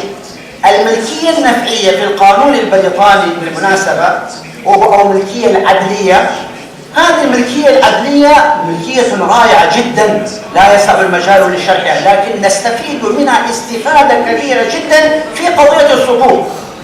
ولكن أساسا وجدنا هذه الملكية مأخوذة من الفقه الإسلامي، حتى سمي بملكية الأمانة. وقد وجدت لنصوص الشافعي بالمناسبة وكذلك لنصوص الأحناف نصوصا تدل على ذلك، وعندنا أمثلة كثيرة لما يسمى بملكية، لكنها نظمت فلا مانع أن نأخذ هذه الملكية ونضيف إليها ما نريد أن نضيف إليها وندخلها ضمن سيستمنا الإسلامي من حيث الأخلاق والقيم. الملكية الثانية أيضا ممكن نستفيد من ملكية الانتفاع القانوني في القانون الفرنسي، وهو ملكية الحقيقة أيضا داخلة تماما وفي صورها الأربع، ورغم أن بعض علمائنا المعاصرين حرموا لكنه ليس صحيحا. وجدنا أنه يمكن أن ندخله سبحان الله في قضية الرقبة وفي قضية مسائل كثيرة جدا في هذا المجال لا يسألون. فلذلك أنا أناشدكم وأنا أطلب من رسائل الدكتوراه أن توجه إلى هذا الجانب، إلى تطوير الملكية وإعادة النظر فيما قاله علماءنا السابقون في مسائل الملكية. الأمر الثاني، النشاط الثاني هو الإنتاج، التوازن في الإنتاج. الإسلام دائما في قضية الإنتاج يراعي التوازن بين الضروريات أولا والحاجيات ثانيا ثم التحسينات ثالثا، وكذلك التوازن بين الإنتاج الذي يحقق مصالح الأفراد والجماعة والأمة والدولة، وكذلك الإنتاج الذي يحقق مصالح الفرد. لو تركنا الساعة هنا أيضا يكون للدولة دور في أيضا توجيه الإنتاج، لأنه عادة لا نمنع هذا أن يكون المستثمرون يبحثون عن مصالحهم الربحية، لا مانع من ذلك شرعا. طيب من الذي يبحث عن حقوق الفقراء وعن مصالح الفقراء في المسكن والمتجر وغير ذلك؟ الدولة، وخاصة مع أخذ نسبة كما لا يخفى على حضراتكم من الضرائب التي تدخل في عادة التوزيع لمصلحة الفقراء والمساكين والنهوض، بحيث لا تكون هناك طبقية كبيرة، تكون طبقة الوسطى هي الأكثرية وتكون الفقر قليلا، وكذلك الغنى المفرط لا يكون أيضا كثيرا. فبنونا هذا التوازن في مسألة الإنتاج في غاية أيضا مهم. أيضا التوازن بالمناسبة بين الصناعة والتجارة والسياحة، وكذلك بين التجارة والصناعة والزراعة والصناعة والسياحة مطلوب في الإسلام. ورد أن الرسول صلى الله عليه وسلم حينما جاء إلى المدينة المنورة وبنى المسجد نظر قال: ما هذه؟ قال: هذه سوق بني قينقاع. قالوا: ما سوق بني قينقاع؟ قال: هذه سوق خاص بالمصانع ويصنعون فيها الخنجر والكذا وكذا. فأمر الرسول صلى الله عليه وسلم قال: عليكم أن تصنعوا سوقا أخرى لهذه الصناعة. ولما رأى النبي صلى الله عليه وسلم سوقا التجارة أمر النبي صلى الله عليه وسلم أن تقام سوق، وقد زارها بنفسه ووضع لها محتسبا. فلذلك أيضا ولذلك ورد بعض الأحاديث في يمنع أو ينهى عن الزراعة. أنا في تقديري هذه الأحاديث خاصة بهذه الفترة لتحقيق التوازن بين الزراعة وبين الصناعة. والتوازن أيها الأخوة الأحبة لا يعني أننا نمشي بقدر متساوي. التوازن يعني الاهتمام بالضروريات أيضا والحاجيات وكذلك بالمحسنات. وطبعا مسألة الإنتاج في غاية من الأهمية. أيضا في مسألة الاستهلاك وهو مهم جدا. كثير من الناس يظنون أن الإسلام يمنع الاستهلاك. أبدا، الإسلام يحرم التقتير وهو منع الاستهلاك والبخل، كما يحرم التبذير، كما والذين إذا أنفقوا لم يسرفوا ولم يقتروا وكان بين ذلك قواما. ورب العالمين يقول أيضا فتقعد ملوما محصورا. فلذلك لا يجوز للإنسان أن يكون بخيلا ولا يجوز أن يكون مسرفا. وقضية الاستهلاك ضروري جدا، لأنه لا يمكن أن يكون هناك إنتاج كبير إلا إذا وجد الاستهلاك. ولذلك هنا وبعدين مسألة الاستهلاك أيها الإخوة الأحبة أيضا استهلاك نسبي، كما قال الإمام الرازي كلام جميل، قال قد يملك الإنسان فأسا ودرهما وهو غني، وقد يملك 1000 درهم، درهم الفضي أو الذهبي أو الدينار الذهبي وهو فقير. فلذلك مسألة الاستهلاك أيضا مسألة، وقد بذل الإسلام جهدا كبيرا في تحقيق التوازن بين عملية الاستهلاك بين قضية التوازن في الاستهلاك بين التقدير وكذلك بين الإسراف. الأمر الرابع، النشاط الرابع، التوازن في تبادل العقود، وهو التبادل هو الأساس، التبادل بين السلع والخدمات. كيف يتم هذا التبادل أو التداول بين السلع والخدمات؟ يتم عن طريق العقود. العظيم سبحان الله، هذه العقود أنا حقيقة راجعتها والحمد لله، ولي كتاب متواضع في هذه المسألة، وهو فقه الميزان وتطبيقه على العقود الشرعية. ذكرت هذه العقود في حدود قريب من 50 عقدا.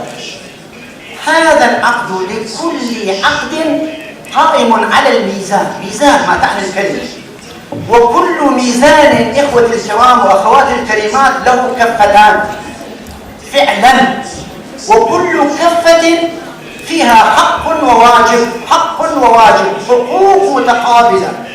فإذا اختلت كفة لصالح كفة أصبح هذا العقد محظورا. وقد طبقت هذا البرنامج على حوالي 50 عقدا ونجح نجاحا كاملا. على سبيل المثال أذكر لحضراتكم مثالين. مثال الأول الربا الذي حرمه الله سبحانه وتعالى، هذا التحريم الشديد. هذا التحريم الشديد ليس لأجل أنه ظلم فردي، لا، لو كان ظلما فرديا لكان بإمكان المظلوم أن يعفي عن الظالم، ولو كان ظلما فرديا لكان الظالم هو المعطي، هو المرابي الذي يأخذ الربا، بينما المرابي والذي يعطي المال كلاهما ملعون. لماذا؟ لا تظلمون، لأنه هو ظلم في الميزان يؤدي إلى الإخلال بالميزان، بميزان الاقتصاد، بميزان المجتمع، بميزان الفقر، بميزان الغنى، بكل الموازين. فلذلك شدد الله سبحانه وتعالى فيه تشددا كبيرا. أولا في الأول قال أي أشار إلى الجانب الشرعي أن الله حرم، لكن الجانب الثاني جانب عقلي وجانب ميزاني، لا تظلمون ولا تظلمون. كيف هذا الميزان؟ في القرض العادي حينما أنا أقرض مثلا شخصا، أنا كما قلت العقد يقوم على ميزانين، على كفتين له ميزان. فأنا كمقرض لي حق وإيجابية وعلي سلبية. حقي أن المال مضمون عليه تماما، وأنا أرى حتى لو وجد تضخم كبير يجب أن يحافظ على رأس المال أيضا. فإذا حقه محفوظ هنا إيجابية كويسة، أن المال يحافظ عليه من السرقة ومن التضخم ومن غير ذلك. الجانب السلبي هو إيش؟ أنني لا أستطيع أن أخذ منه شيئا. إذا سالب وموجب، حق وإيجابية، إيجابية وسلبية.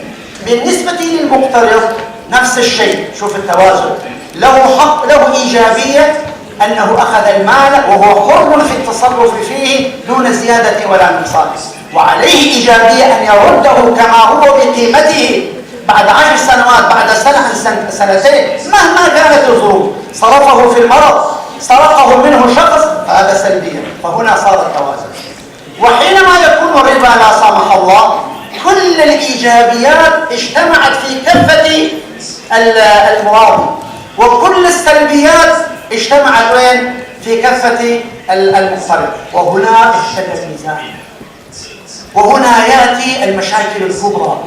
وهنا يتكلم بعض الاقتصاديين عام 1900، أحد كبار العلماء في ألمانيا ذكر من خلال نظرية الاحتمال، وهي نظرية رياضية، ولم يكن هناك في الكمبيوتر. أنا رأيت كتابه 500 صفحة يتحدث عن هذا الجانب، يقول إذا مشت ومضت قضايا الفوائد والربا بهذه الحالة خلال 200 سنة سوف ينحصر معظم الأموال لدى المرابين ويصبح العالم بهذا الشكل.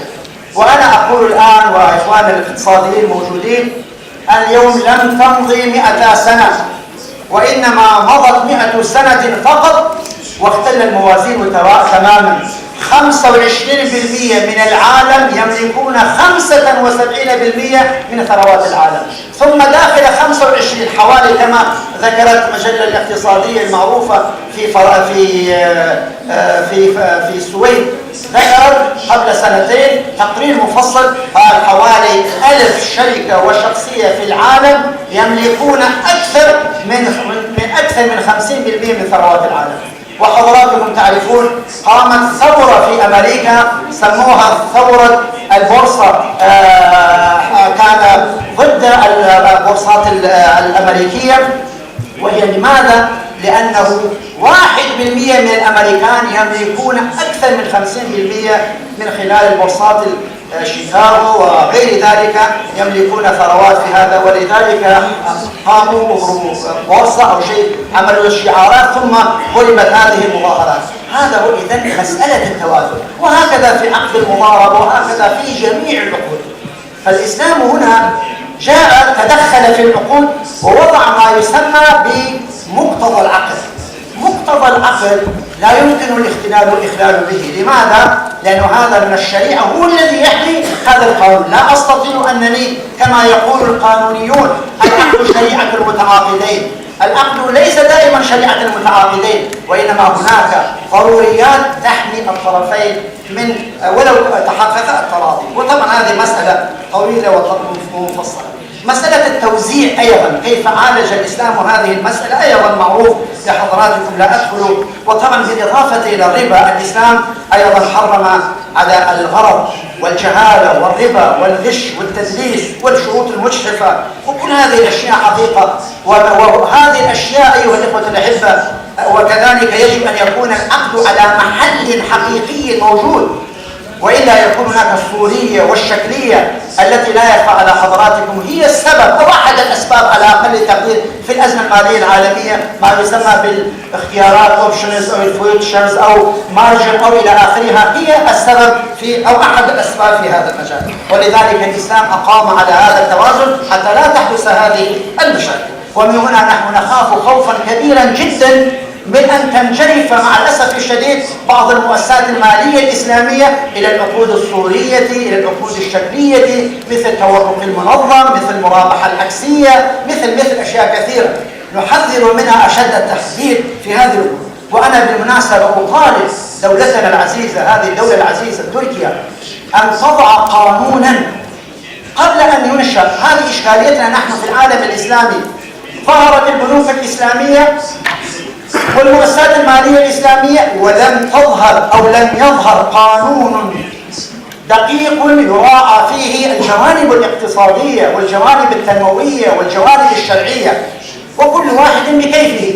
فلذلك أنا أرى إذا كانت تركيا إن شاء الله تقدم على هذا العمل يجب أنه قبل فتح المجال أن يكون هناك قانون منظم. المسألة التوزيع لا يخفى على حضراتكم فكر الرأسمالي يضع في مقابل رأس المال النقود الفائدة. يضع في مقابل رأس المال وهو النقود الفائدة وهي الربا، والإسلام حرم الربا كما أشرنا في ذلك. كذلك أيضا وضعت الشريعة الإسلامية بديلة عن الربا من خلال العقود التشاركية، من خلال البيع، من خلال السلم، من خلال المشاركة، من خلال عقود كثيرة جدا. بالإضافة إلى أنه في مقابل يعني العمل بالتأكيد، وفي مقابل التنظيم، وفي مقابل رأس الأرض ونحن نسميه الكون أوسع من الأرض. كل ذلك حقيقة الإسلام وضع له نتائج أو مواصفات دقيقة جدا في هذه القضية لا يسبق مجاله لذكرها. في مسألة إعادة التوزيع إخوتي الأحبة، والمقصود بإعادة التوزيع هو تحقيق التوازن بين الأغنياء والفقراء من خلال الضرائب كما أو من خلال أموال الدولة وكل طبقات المجتمع. فالإسلام بالتأكيد هنا يقوم بعملية عظيمة جدا. من أهم هذه العمليات هي مسألة الزكاة. والزكاة يعني لا تستصغروا الزكاة. الزكاة في الأموال العادية معدل في حدود 2.5%، ولكن في الأموال المعادن إذا كانت بأيدي الأفراد، وهذا هو رأي الحنفية رحمهم الله وهم يوسعون دائرة الركاز لتشمل جميع المعادن 20%، يعني 20% من الشركات الخاصة بالنفط والبترول وجميع المعادن تضاف إلى ميزانية الدولة لتحقيق التوازن، وطبعا بالتأكيد لقضايا التي تحتاج إليها الدولة. لو وجد هذا مهم جدا. أنا حسبت عام 1900 أنا حسبت الزكاة بدقة يعني نوعا ما، واستعنت ببعض الخبراء المحاسبين في هذا المجال عام 2008، فوجدت أن الزكاة التي أنا اطلعت على هذه الأموال، ولم أتحدث عن أموال الدولة أبدا، أموال الأفراد في البنوك والشركات والبورصات، فوجدت أنها وصلت إلى 4 تريليونات. معنى ذلك في الخليج فقط أي دول الست، معنى ذلك أن الزكاة كانت 100 مليار دولار، 100 مليار دولار. ثم حسبت حسبة أخرى من خلال هؤلاء الإخوة الكرام في العالم، تقريبا وصلنا أن الزكاة في العالم أيضا يصل في حدود 300 مليار إلى 400 مليار، لم تكن الدقة مثل الأول. فلنفرض 400 مليار دولار سنويا، 400 مليار دولار زكاة المسلمين. لو أخذت أولا ثم وجهت نحو التنمية، هل يبقى هناك فقير؟ لا يبقى فقير. وعندنا تجربة عملية. التجربة العملية هي تجربة عمر بن عبد العزيز رضي الله تعالى عنه. هذه التجربة هو طبقها خلال سنتين و6 أشهر و17 يوما، وأنا أقول بالدقة و11 ساعة، استطاع أن يقضي على الفقر. وضع ميزانية، هدفا خطة استراتيجية. عام الأول من الفقر المدقع إلى الكفاف، عام الثاني من الكفاف إلى حد الكفاية، عام الثالث من الكفاية إلى تمام الكفاية. لم يبقى فقير واحد في العالم الإسلامي. عندنا هذه تجربة وذكرها الإمام الشافعي، وأنا كتبت عنها بحثا وكتابا وذكرت فيها المؤسسات التنموية، رغم يعني بتواضع لا أقول أنني يعني وصلت إلى نتائج كبيرة، لكن يمكن أن يساهم فيها الآخرون. فإذا إعادة التوزيع عندنا تجارب في هذا كيف يحقق التوازن. بعد ذلك أيها الإخوة الأحبة هناك أنني بعد هذا الحديث أيضا أريد أن أقول لحضراتكم أن الإسلام أيضا يحاول بشتى الوسائل أن يحقق توازن بين دور الدولة ودور الفرد ودور السوق. أيضا هذه الأشياء الثلاثة في توازن مهم جدا لا يسع المجال في هذا المجال. أخيرا إخوة الأحبة أقترح على حضراتكم ما يأتي حتى لا يكون يعني كلامي مجرد أريد من حضراتكم يعني مؤتمرا أو مؤتمرين لإعادة النظر في هياكل النظام الاقتصادي العالمي ماليا. هياكل النظام الاقتصادي العالمي ماليا ونقديا ومصرفيا، ومحاولة الإصلاح وفق برنامج شامل للإصلاح. اليوم لما أنا أتكلم حقيقة عن وقد جاءني عدد من مستشاري أحد رؤساء الوزراء في الدول الغربية يريدون هات لي، أنا أتكلم يقول يا فلان يا دكتور علي هات لي البديل المكتوب المرتب. فهذه مسؤوليتنا أمام الله سبحانه وتعالى يحاسبنا على ذلك. هذا بالنسبة لهيكل النظام الاقتصادي المالي والنقدي والمصرفي. الأمر الثاني أيضا نحاول أن نركز حتى ما نعيد في مؤتمراتنا ما قيل، احنا 40 سنة في مؤتمرات، القيام بترتيب السياسات والوسائل والإجراءات الناجعة أو الناجحة لتحقيق هذا الإصلاح. 3 إصلاح وتطوير المنظمات المالية الدولية على أقل تقدير نقدم لهم من خلال دولنا مثل صندوق النقد الدولي والبنك الدولي ومنظمة التجارة العالمية وبنك التنمية الإسلامي. 4 إحلال سياسة، نحاول أن نقدم مشروعا للسياسة النقدية تقوم على الإنتاج والنمو والربح بدل الفائدة وتصحيح وظائف النقود لتقوم بدورها باعتبارها وسيلة للتداول وليس سلعة. 5. سياسة مالية محكمة قادرة على ضبط السوق والمؤسسات المالية ضبطا متوازنا. 6. وضع سياسات متوازنة لتحقيق التوازن بين دور الدولة في الاقتصاد والسوق ودور الفرد والشركات، وبين حقوق الفرد وحقوق المجتمع وحقوق الدولة. 7. تحقيق التكافل بين البشر جميعا من خلال التوزيع العادل. إخوتي الكرام، نحن في الإسلام لا نبحث عن رفاهية المسلمين فقط أبدا، وإنما نبحث عن رفاهية الإنسانية، لأن العالم قرية واحدة وما أرسلناك إلا رحمة للعالمين. والله سبحانه وتعالى يقول في سورة الرحمن: والأرض وضعها للأنام. الله سبحانه وتعالى خلق الأرض لجميع البشرية ولم يخلقها للمسلمين فقط، بل مش للإنسان بل للحيوانات لهم دور، بل للبيئة. فكل ذلك يجب علينا أن نسعى بكل قدراتنا. تصحيح العلاقات بين المتعاقدين، ترسيخ القيم الأخلاقية وتفعيلها في الأنشطة الاقتصادية. أما المشروع المتكامل الذي أتمناه وأحلم به وأطالبكم بتحقيقه يتكون من عنصرين أساسيين. العنصر الأول موقف الإسلام من أسباب هذه الأزمات الاشتراكية والرأسمالية. العنصر الثاني في تقدير مشروع متكامل بآلياته على الاقتصاد الإسلامي وحلوله العملية للركود والتضخم والبطالة ومعالجة الأزمات، ولا يسع المجال لذكره. ولدينا ما شاء الله خبراء حقيقة في الاقتصاد الإسلامي وفي الجانب الشرعي. كما أن العناية كما أقول لك وأقترح هنا بعض المقترحات العملية. كما قلنا وضع السياسة النقدية، تنشيط السوق الأولية، لأنه أهم شيء في السوق هي تنشيط السوق الأولية لتنشط، لا حتى لا تكون العناية الكبرى بالسوق الثانوية وهي البورصة. حقيقة تقدم الدولي لا يمكن أن يتحقق بالبورصة فقط. البورصة هي الناتج، البورصة هي بمثابة الرئة، ولكنه السوق الأولية هي الأساس. وكذلك الاهتمام بقضية يعني الإنتاج الكلي والطلب الكلي، وبعد ذلك تنشيط السوق الثانوية كذا من خلال طرح أدوات مالية مشروعة مثل الأسهم والصكوك والوحدات الاستثمارية. وأنا أقترح حقيقة في مجال الصكوك أن لا يكون التركيز على التمويل الصكوكي، أن يكون الصكوك للتمويل فقط، لا، يجب أن تكون الصكوك للإنتاج. هناك حقيقة مقترحات أخرى: السعي الحثيث لإيجاد أدوات نقدية مالية مختلفة الأزمان من قصيرة وطويلة ومتوسطة، وضع استراتيجية لتحقيق مقاصد الشريعة في إنشائها، ربط البنوك الإسلامية بمقاصد الشريعة.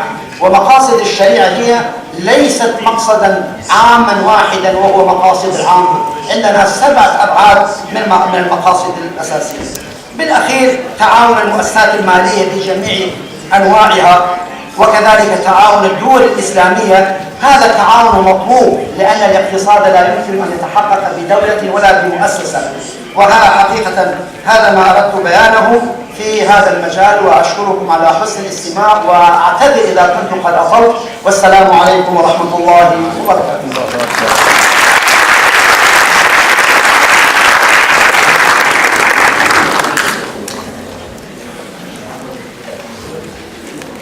Hocamıza teşekkür ediyoruz. Sayın El Karadağ'ı plaketlerini takdim etmek üzere Profesör Doktor Mehmet Asutay hocamızı kürsü sahneye davet ediyoruz.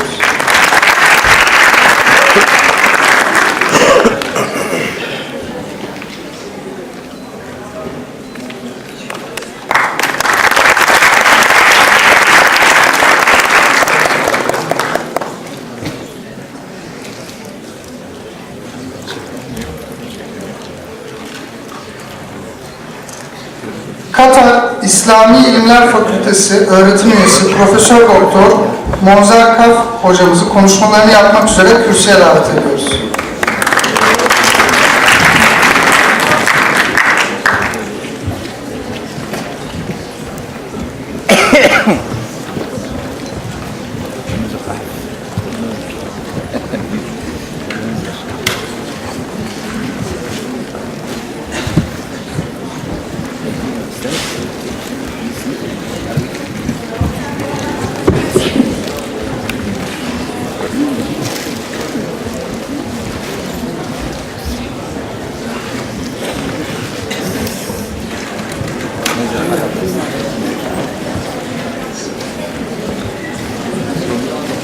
السلام عليكم ورحمة الله وبركاته.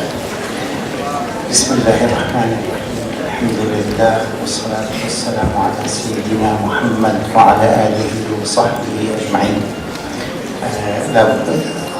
I have at the beginning to thank the organizers of this conference of Congress and of course the University of Sakarya and the Department of Islamic Finance and Economics in it.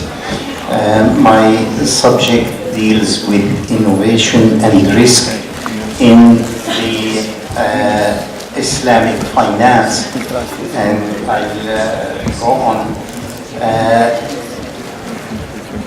The recent crisis ignited a reassessment of the fundamentals of finance.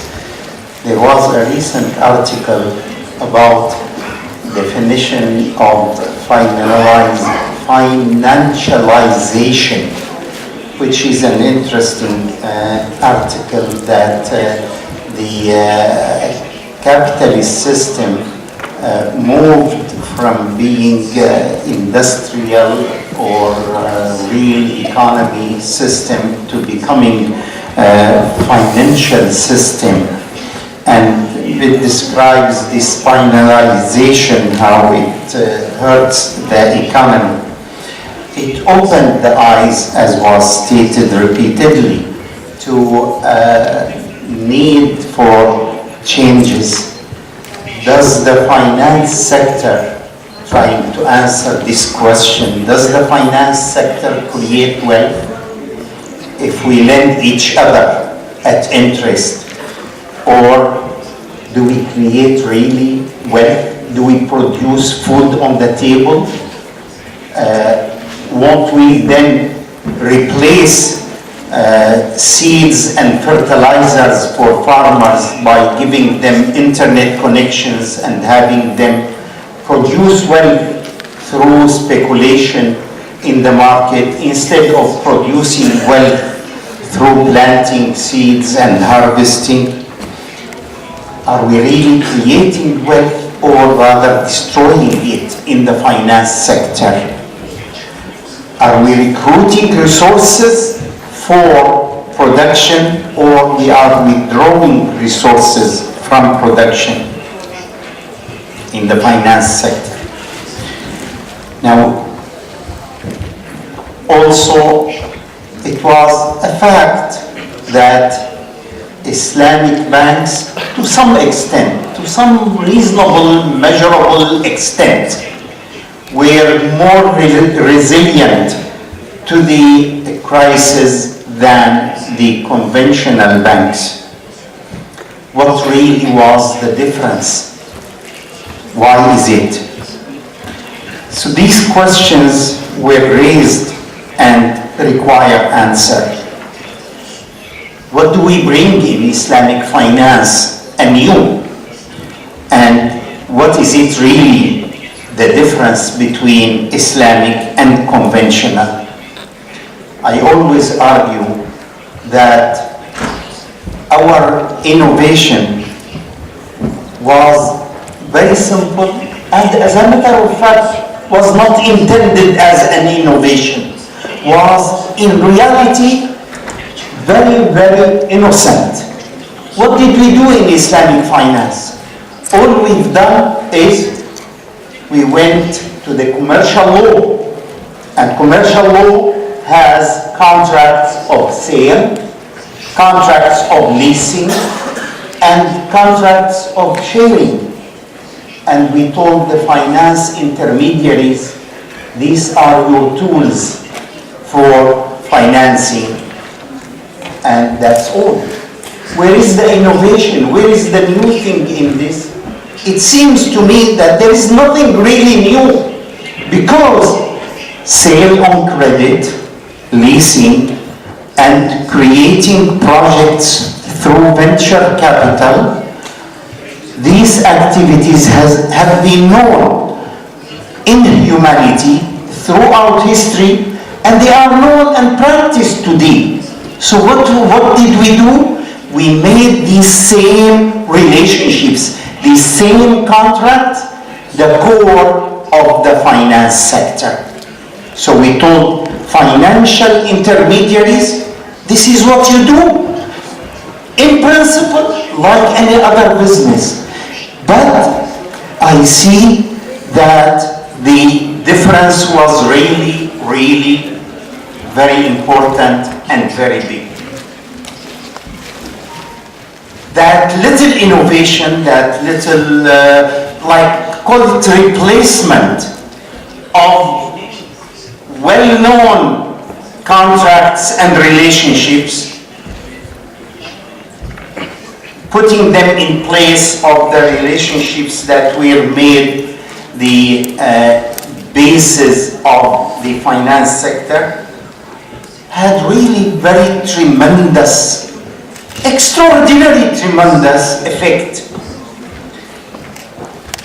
First, we really changed the meaning of finance. What is finance today? Through the Islamic finance invention is the provision of goods and services and the creation of projects instead of being provision of credit only. That is a big change, as a matter of fact. That changes the whole paradigm of the finance sector. We've integrated by that the finance activities with the wealth creation activity. Let's put it in this way. A sale contract creates value because otherwise no sale contract will take place. It takes place because each party is happier after it. It's better off after it than before it.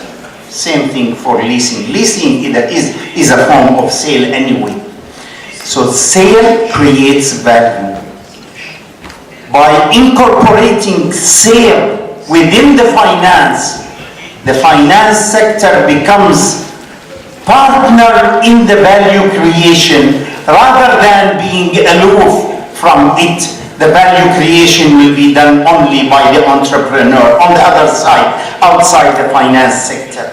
This is a very important change in the finance sector.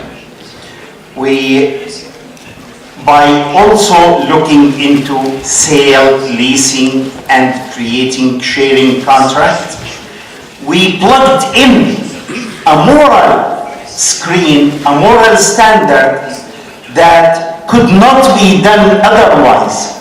That is, every Islamic finance transaction, whether it takes the form of sale or lease or sharing, has to be scrutinized from moral point of view, because the moment you buy an asset, if that asset is immoral, you cannot sell it.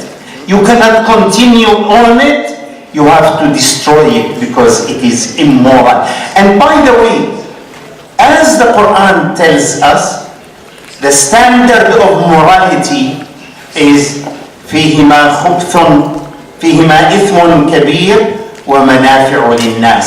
It is not a religious standard. So please, Sheikh Qaradari, we are not going to ask you about what is moral and what is immoral. It is science that tells us. And of course you accept it because you have the balanced mentality of a Muslim and you accept science. It is science that told us that cigarettes are harmful, therefore you cannot own them, you cannot finance them. Same thing for weapons, because weapons today are in the hands of basically two kinds of people like Rumsfeld, who killed other innocent people and call it collateral damage, or people like Zawahiri or Bin Laden, who killed also innocent people and call it jihad. Both of them are wrong, and both of them in fact are equal. They stem from the same source.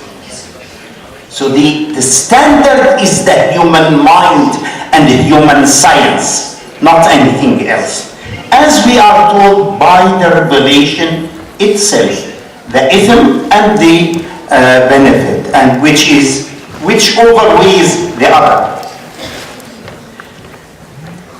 Also, by making lease, sale, and sharing the core of finance, we have brought finance, the whole finance sector, to be real, to be part of the real economy. You cannot own thin air, so you cannot buy, as the OIC Fiqh Academy said, you cannot buy, own, sell, or trade options. Why? We avoided all what is called virtual assets. We also avoid virtual contracts, virtual relationships.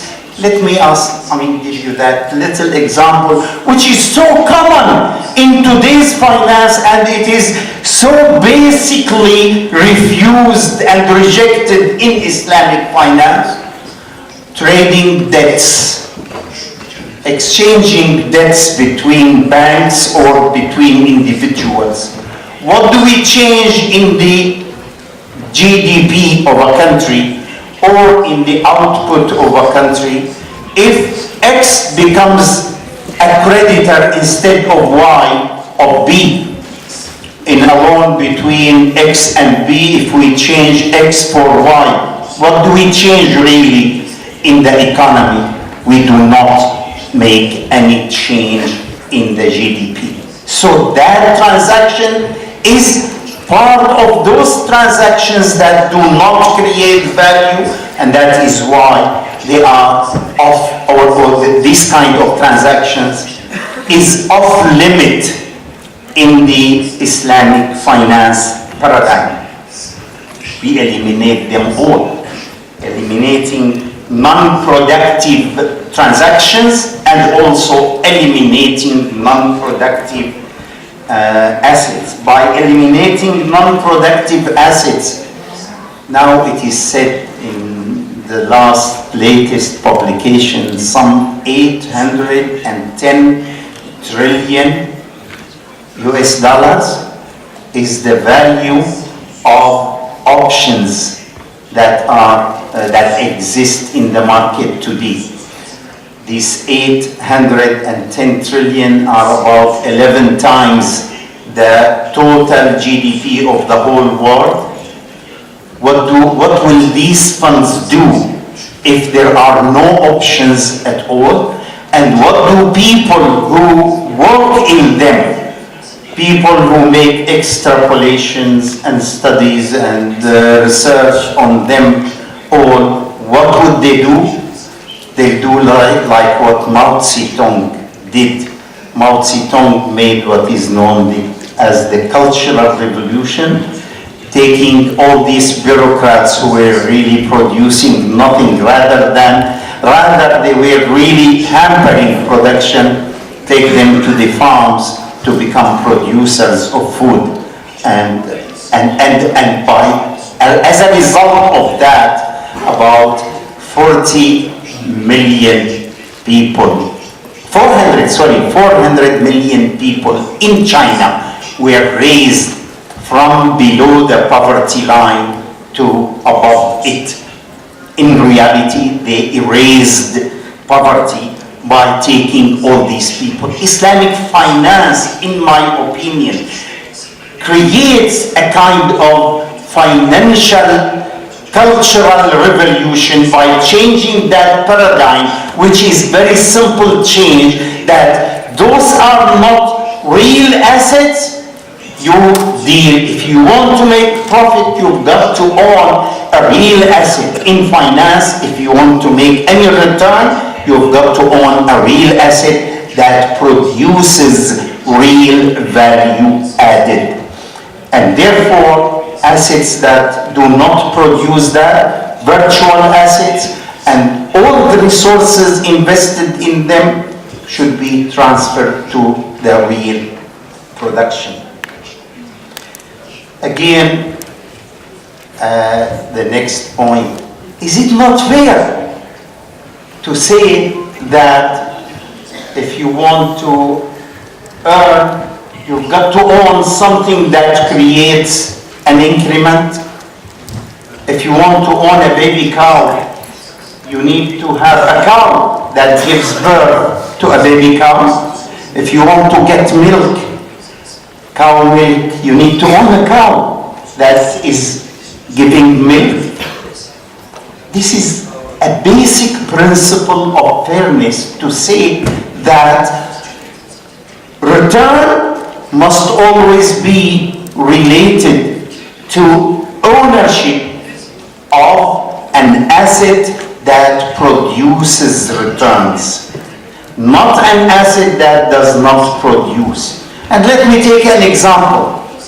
It is said by the late Paul Samuelson that it is not economics if my wife does not understand it.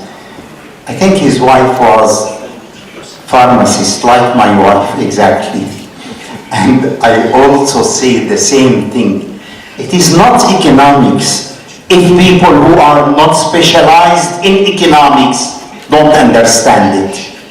That is, have you ever seen a man wearing a depth instead of a jacket, or putting a depth instead of a necktie to feel that he is a handsome and a gentleman? That doesn't happen. Have you ever seen a man or a woman, a person riding a depth instead of riding bicycle or car to go from place to place? Or have you ever seen a person eating date as we eat apple or banana? Why it is? Because dates do not produce intrinsic utility. That is, they do not produce value added. So owning a debt, although a debt is an asset, does not give you the right to a value added. It's like if you own a cow that is sterile, that cannot give birth to a baby cow. Can you claim an ownership of baby cow? You cannot. You own an asset that does not generate value added. Same thing is for debts. In order to have a claim on value added, you've got to own an asset that creates, that generates by its own, not by an added imposed assumption on it. You've got to own an asset that creates added value. And that is, in my understanding, in my opinion, and I believe all humanity is that way. This is the utmost level of fairness. If you want to have a claim on a return, you've got to have an asset that actually generates that return. The last thing, and the list is really longer, a lot longer, but the last thing I want to mention is that in Islamic finance, we've changed the relationships with depositors to making them partners that we can lean on if we need. You see here in Turkey, you guys called Islamic banking, called it participatory banking, right? So participatory banking is only on this side, not on the use of funds side. On the use of funds, it is what we got from the commercial laws, and of course from fiqh al-mu'amalat in Sharia, that is sale, lease, or sharing in all its forms. So we can lean in Islamic financial intermediaries on partners because depositors are with us partners. Now by this change, we've done really some major change in the whole sector of finance. We brought the sector of finance back to perform its real role, which is support the sectors of economy and exchange, support the sectors of value creation, of wealth creation. I have 2 points that I need to discuss because they are basic and they create sometimes confusion. That is the risk and the development. The risk, there was an important change that is brought in by Islamic finance, by this innovation of bringing in the contracts of sale, leasing, and sharing from the commercial laws into the making them the core of the finance sector. We changed the nature of risk. Of course, all of us bear risk. Even marriage, we have a common saying in Damascus that says marriage is like a chemistry, putting chemistry pot, and you don't know what will be the outcome. Life has risks, and it is not fair to throw your risk on others. In as much as it is not fair also to earn without owning an asset, and ownership of an asset creates risk, because owning assets make you bear the risks of these assets. So the asset risk that has been changed in the map of risk in the finance sector. Property risk, I call it, or ownership risk, if you like. Ownership risk has not been at all a part of the risk map in the conventional finance and banking, and in Islamic finance, definitely it becomes an important, essential component of the risk.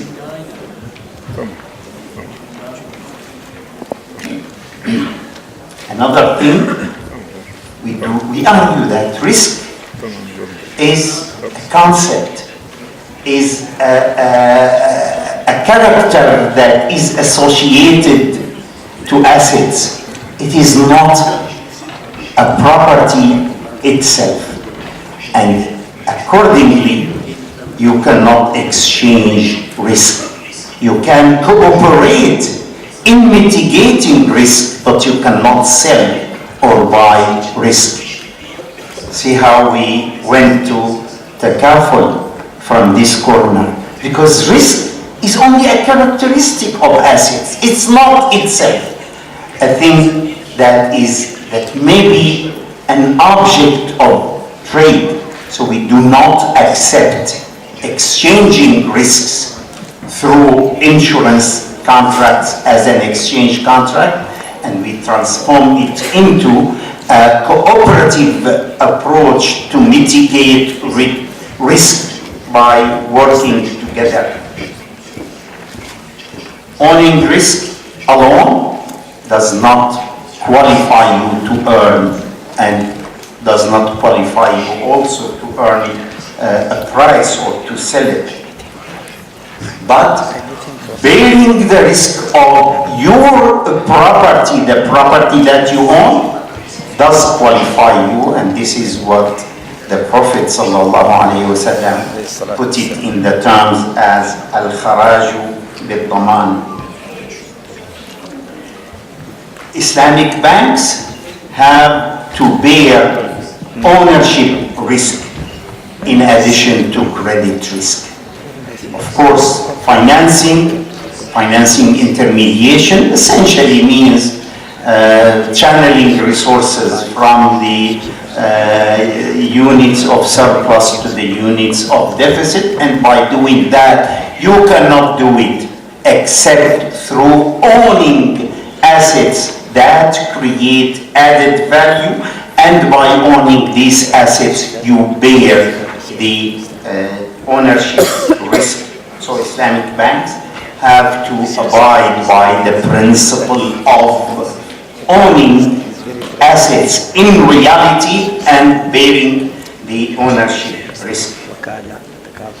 Again, when we talk about Islamic banks as financial intermediaries, because we changed the relationship with depositors into partnership, they work on the principle of wakala. So in as much as the wakala allows you to go, you can go. And beyond that, you cannot go. In other words, if you take funding on the basis of venturing in them, you can take venture, you can make venture capital. Go in 10 projects, 9 of them will fail, 1 of them may succeed.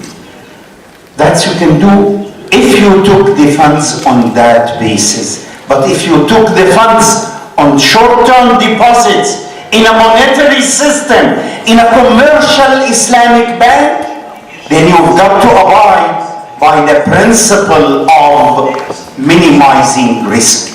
You cannot take on the asset side any asset that has high risk.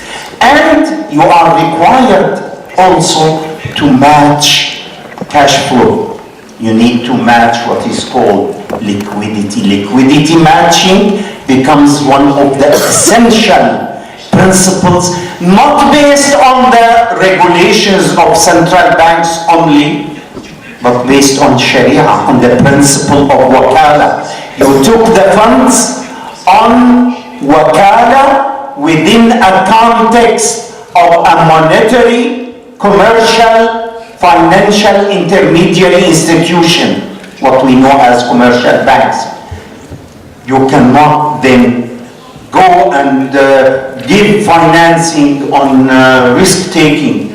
This explains, in fact, a phenomenon that many people felt not easy about it. I feel very pleased, as a matter of fact, extremely pleased about it, that Islamic banks do not give finance on musharaka and mudaraba. Why? Because of the risk. It's more risk than you are mandated by your depositors. Your depositors have deposited funds with you as a monetary commercial bank. Monetary commercial banks cannot take that risk, don't know when the money will come and how much money will come back. You need to match always liquidity, you need to match always cash flow. That is required by the concept of the wakala, which is the foundation of taking deposits from depositors. Not because we like it or don't like it. That's an important thing. So property risk must be borne, should be minimized, and it can be minimized. It can also be mitigated, like through insurance and other methods of mitigation. Market risk, that is price risk and liquidity risk, must be minimized to a minimum. Murabaha offers me the best solution, the most beautiful solution for reducing, minimizing the price and the liquidity risk to a minimum. Credit risk is part of the name of the game of finance, because finance means giving resources to the deficit unit, and of course waiting that you get the counterpart later. So that's similar like conventional banks. Islamic finance and development, I'll go only through a few points, just like landmarks only.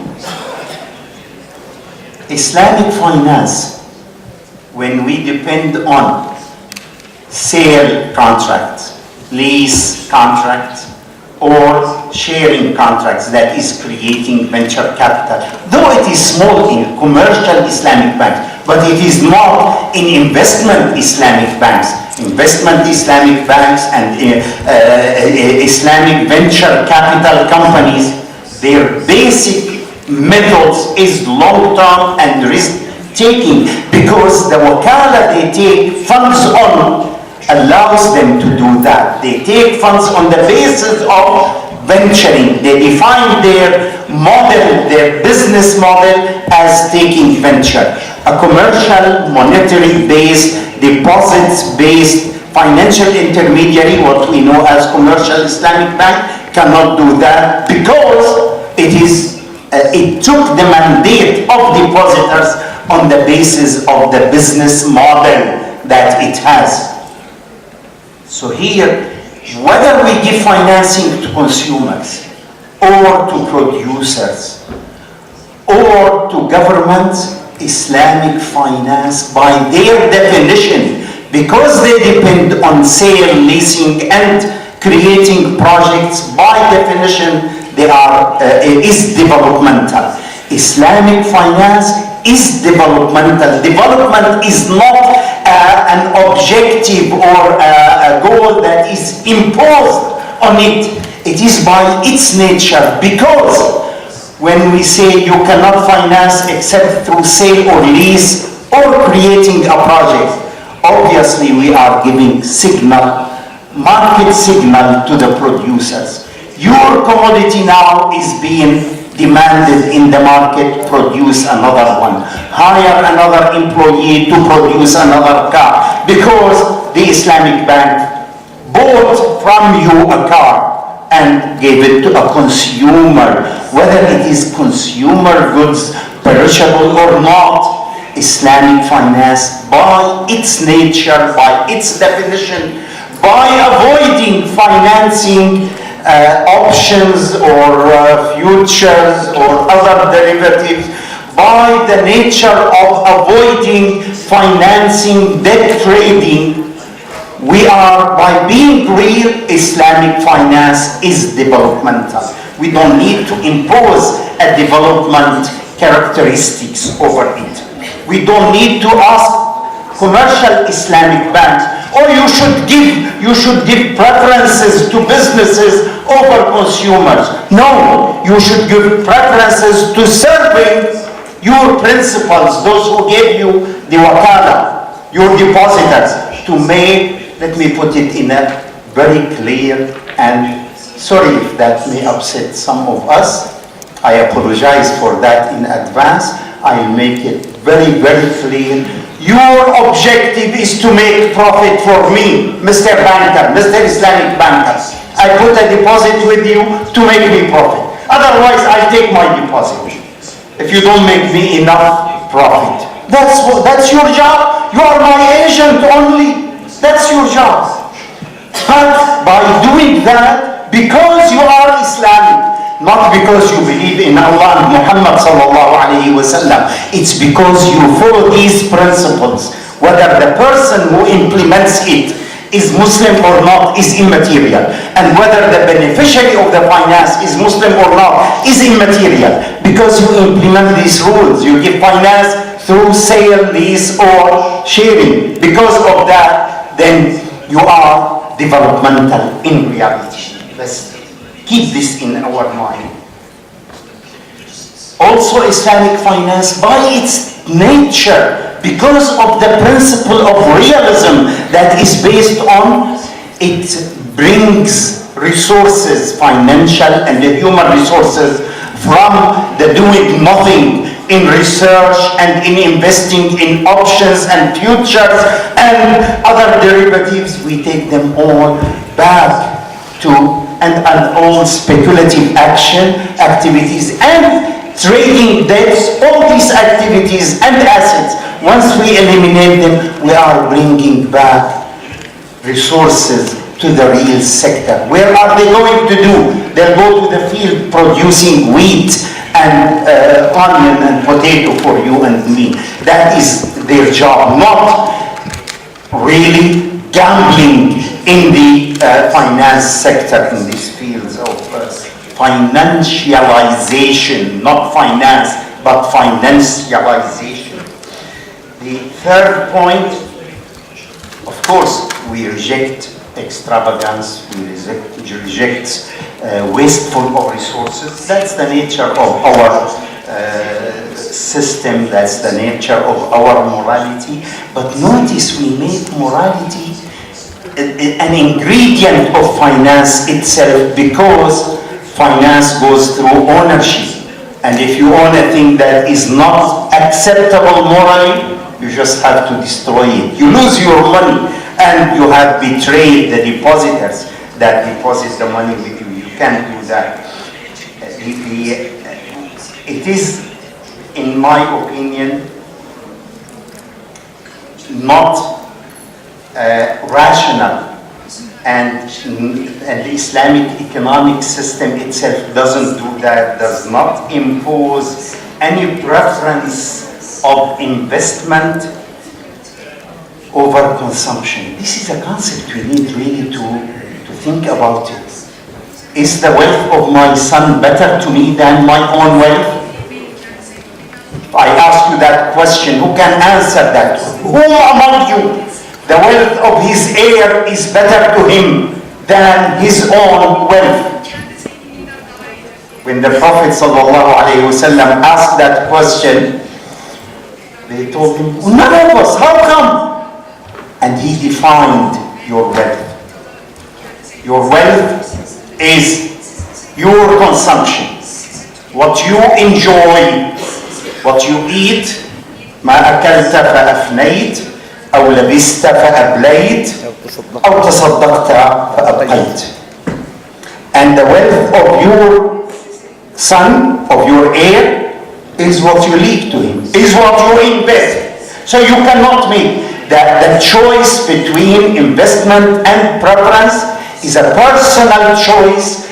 Investment and consumption is a personal choice. No one can have the right on imposing it on me. It's part of the economic freedom that Allah gave me, and no one can take it from me. And any attempt to taking it from me is in the final analysis going to fail, and also it is an unjust endeavor. It is unjust endeavor, and we notice that it failed in the communist system. Now, that's different for the government. The government, of course, has the right, as Umar ibn al-Khattab did it, to look for the interests of future generation along with the present generation. So Umar ibn al-Khattab said, well, if I distribute the land to you guys, you may use it any way you like, but no, there is a right for الَّذِينَ جَاءُوا مِنْ بَعْدِهِمْ, for those who are going to come after you, and he made that land a waqf for all. So the government action definitely is different. So if the central bank, for instance, imposes on Islamic banks, and many central banks do that in developing countries, imposes on an Islamic bank that, or you should use 30% of your financing in your credit you offer in agriculture, and 25% in transfer in industries, and 17% in mining. We abide by that, definitely. That's a government decision. That is not an individual decision that is imposed on another individual. And if some of us also select to invest better than consuming, that's their choice. It's a personal choice. It should not be in the hands of bankers. Why should bankers take that decision for me? If I deposit with a bank that is a commercial deposit-based monetary bank, the business model of it is by nature risk aversion, then this is my choice, and the bank must abide by that choice. When I deposit in an investment Islamic bank, or in an investment venture capital, I know their business model and I selected that kind of investment. They should abide by the wakala concept also. Individuals by their nature like development. We all like. We all, as we are, described in the Quran and outside by all people of sense that we like more than less. We like higher wealth than lower wealth. We like to accumulate wealth. We don't think that we may die tomorrow morning, so we accumulate wealth as if we are not going to die and will be enjoying it then. Well, all of us do that. That's the nature of a human being, and that nature is by definition also developmental. It is not anti-development. By that nature, it is developmental. All of us think that way, and that is right. It is not wrong. That's the human nature to think that way, so we don't need to impose development on individuals. The government are and should be in charge of the macro policy, of course, of the development policy. It is not rational to create out of an Islamic banker a mini God, that you decide for people that they should invest in business more than in consumption. That is not the job of a banker. A banker, Islamic banker, his job is to maximize my profit and don't care about others. Thank you very much. Alhamdulillah.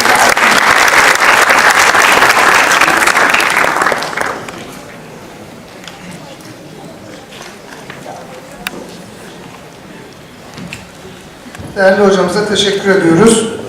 Sayın Kafa plaketlerini takdim etmek üzere Albaraka Türk Genel Müdürü Doktor Fahrettin Yaşlı'yı sahneye davet ediyoruz.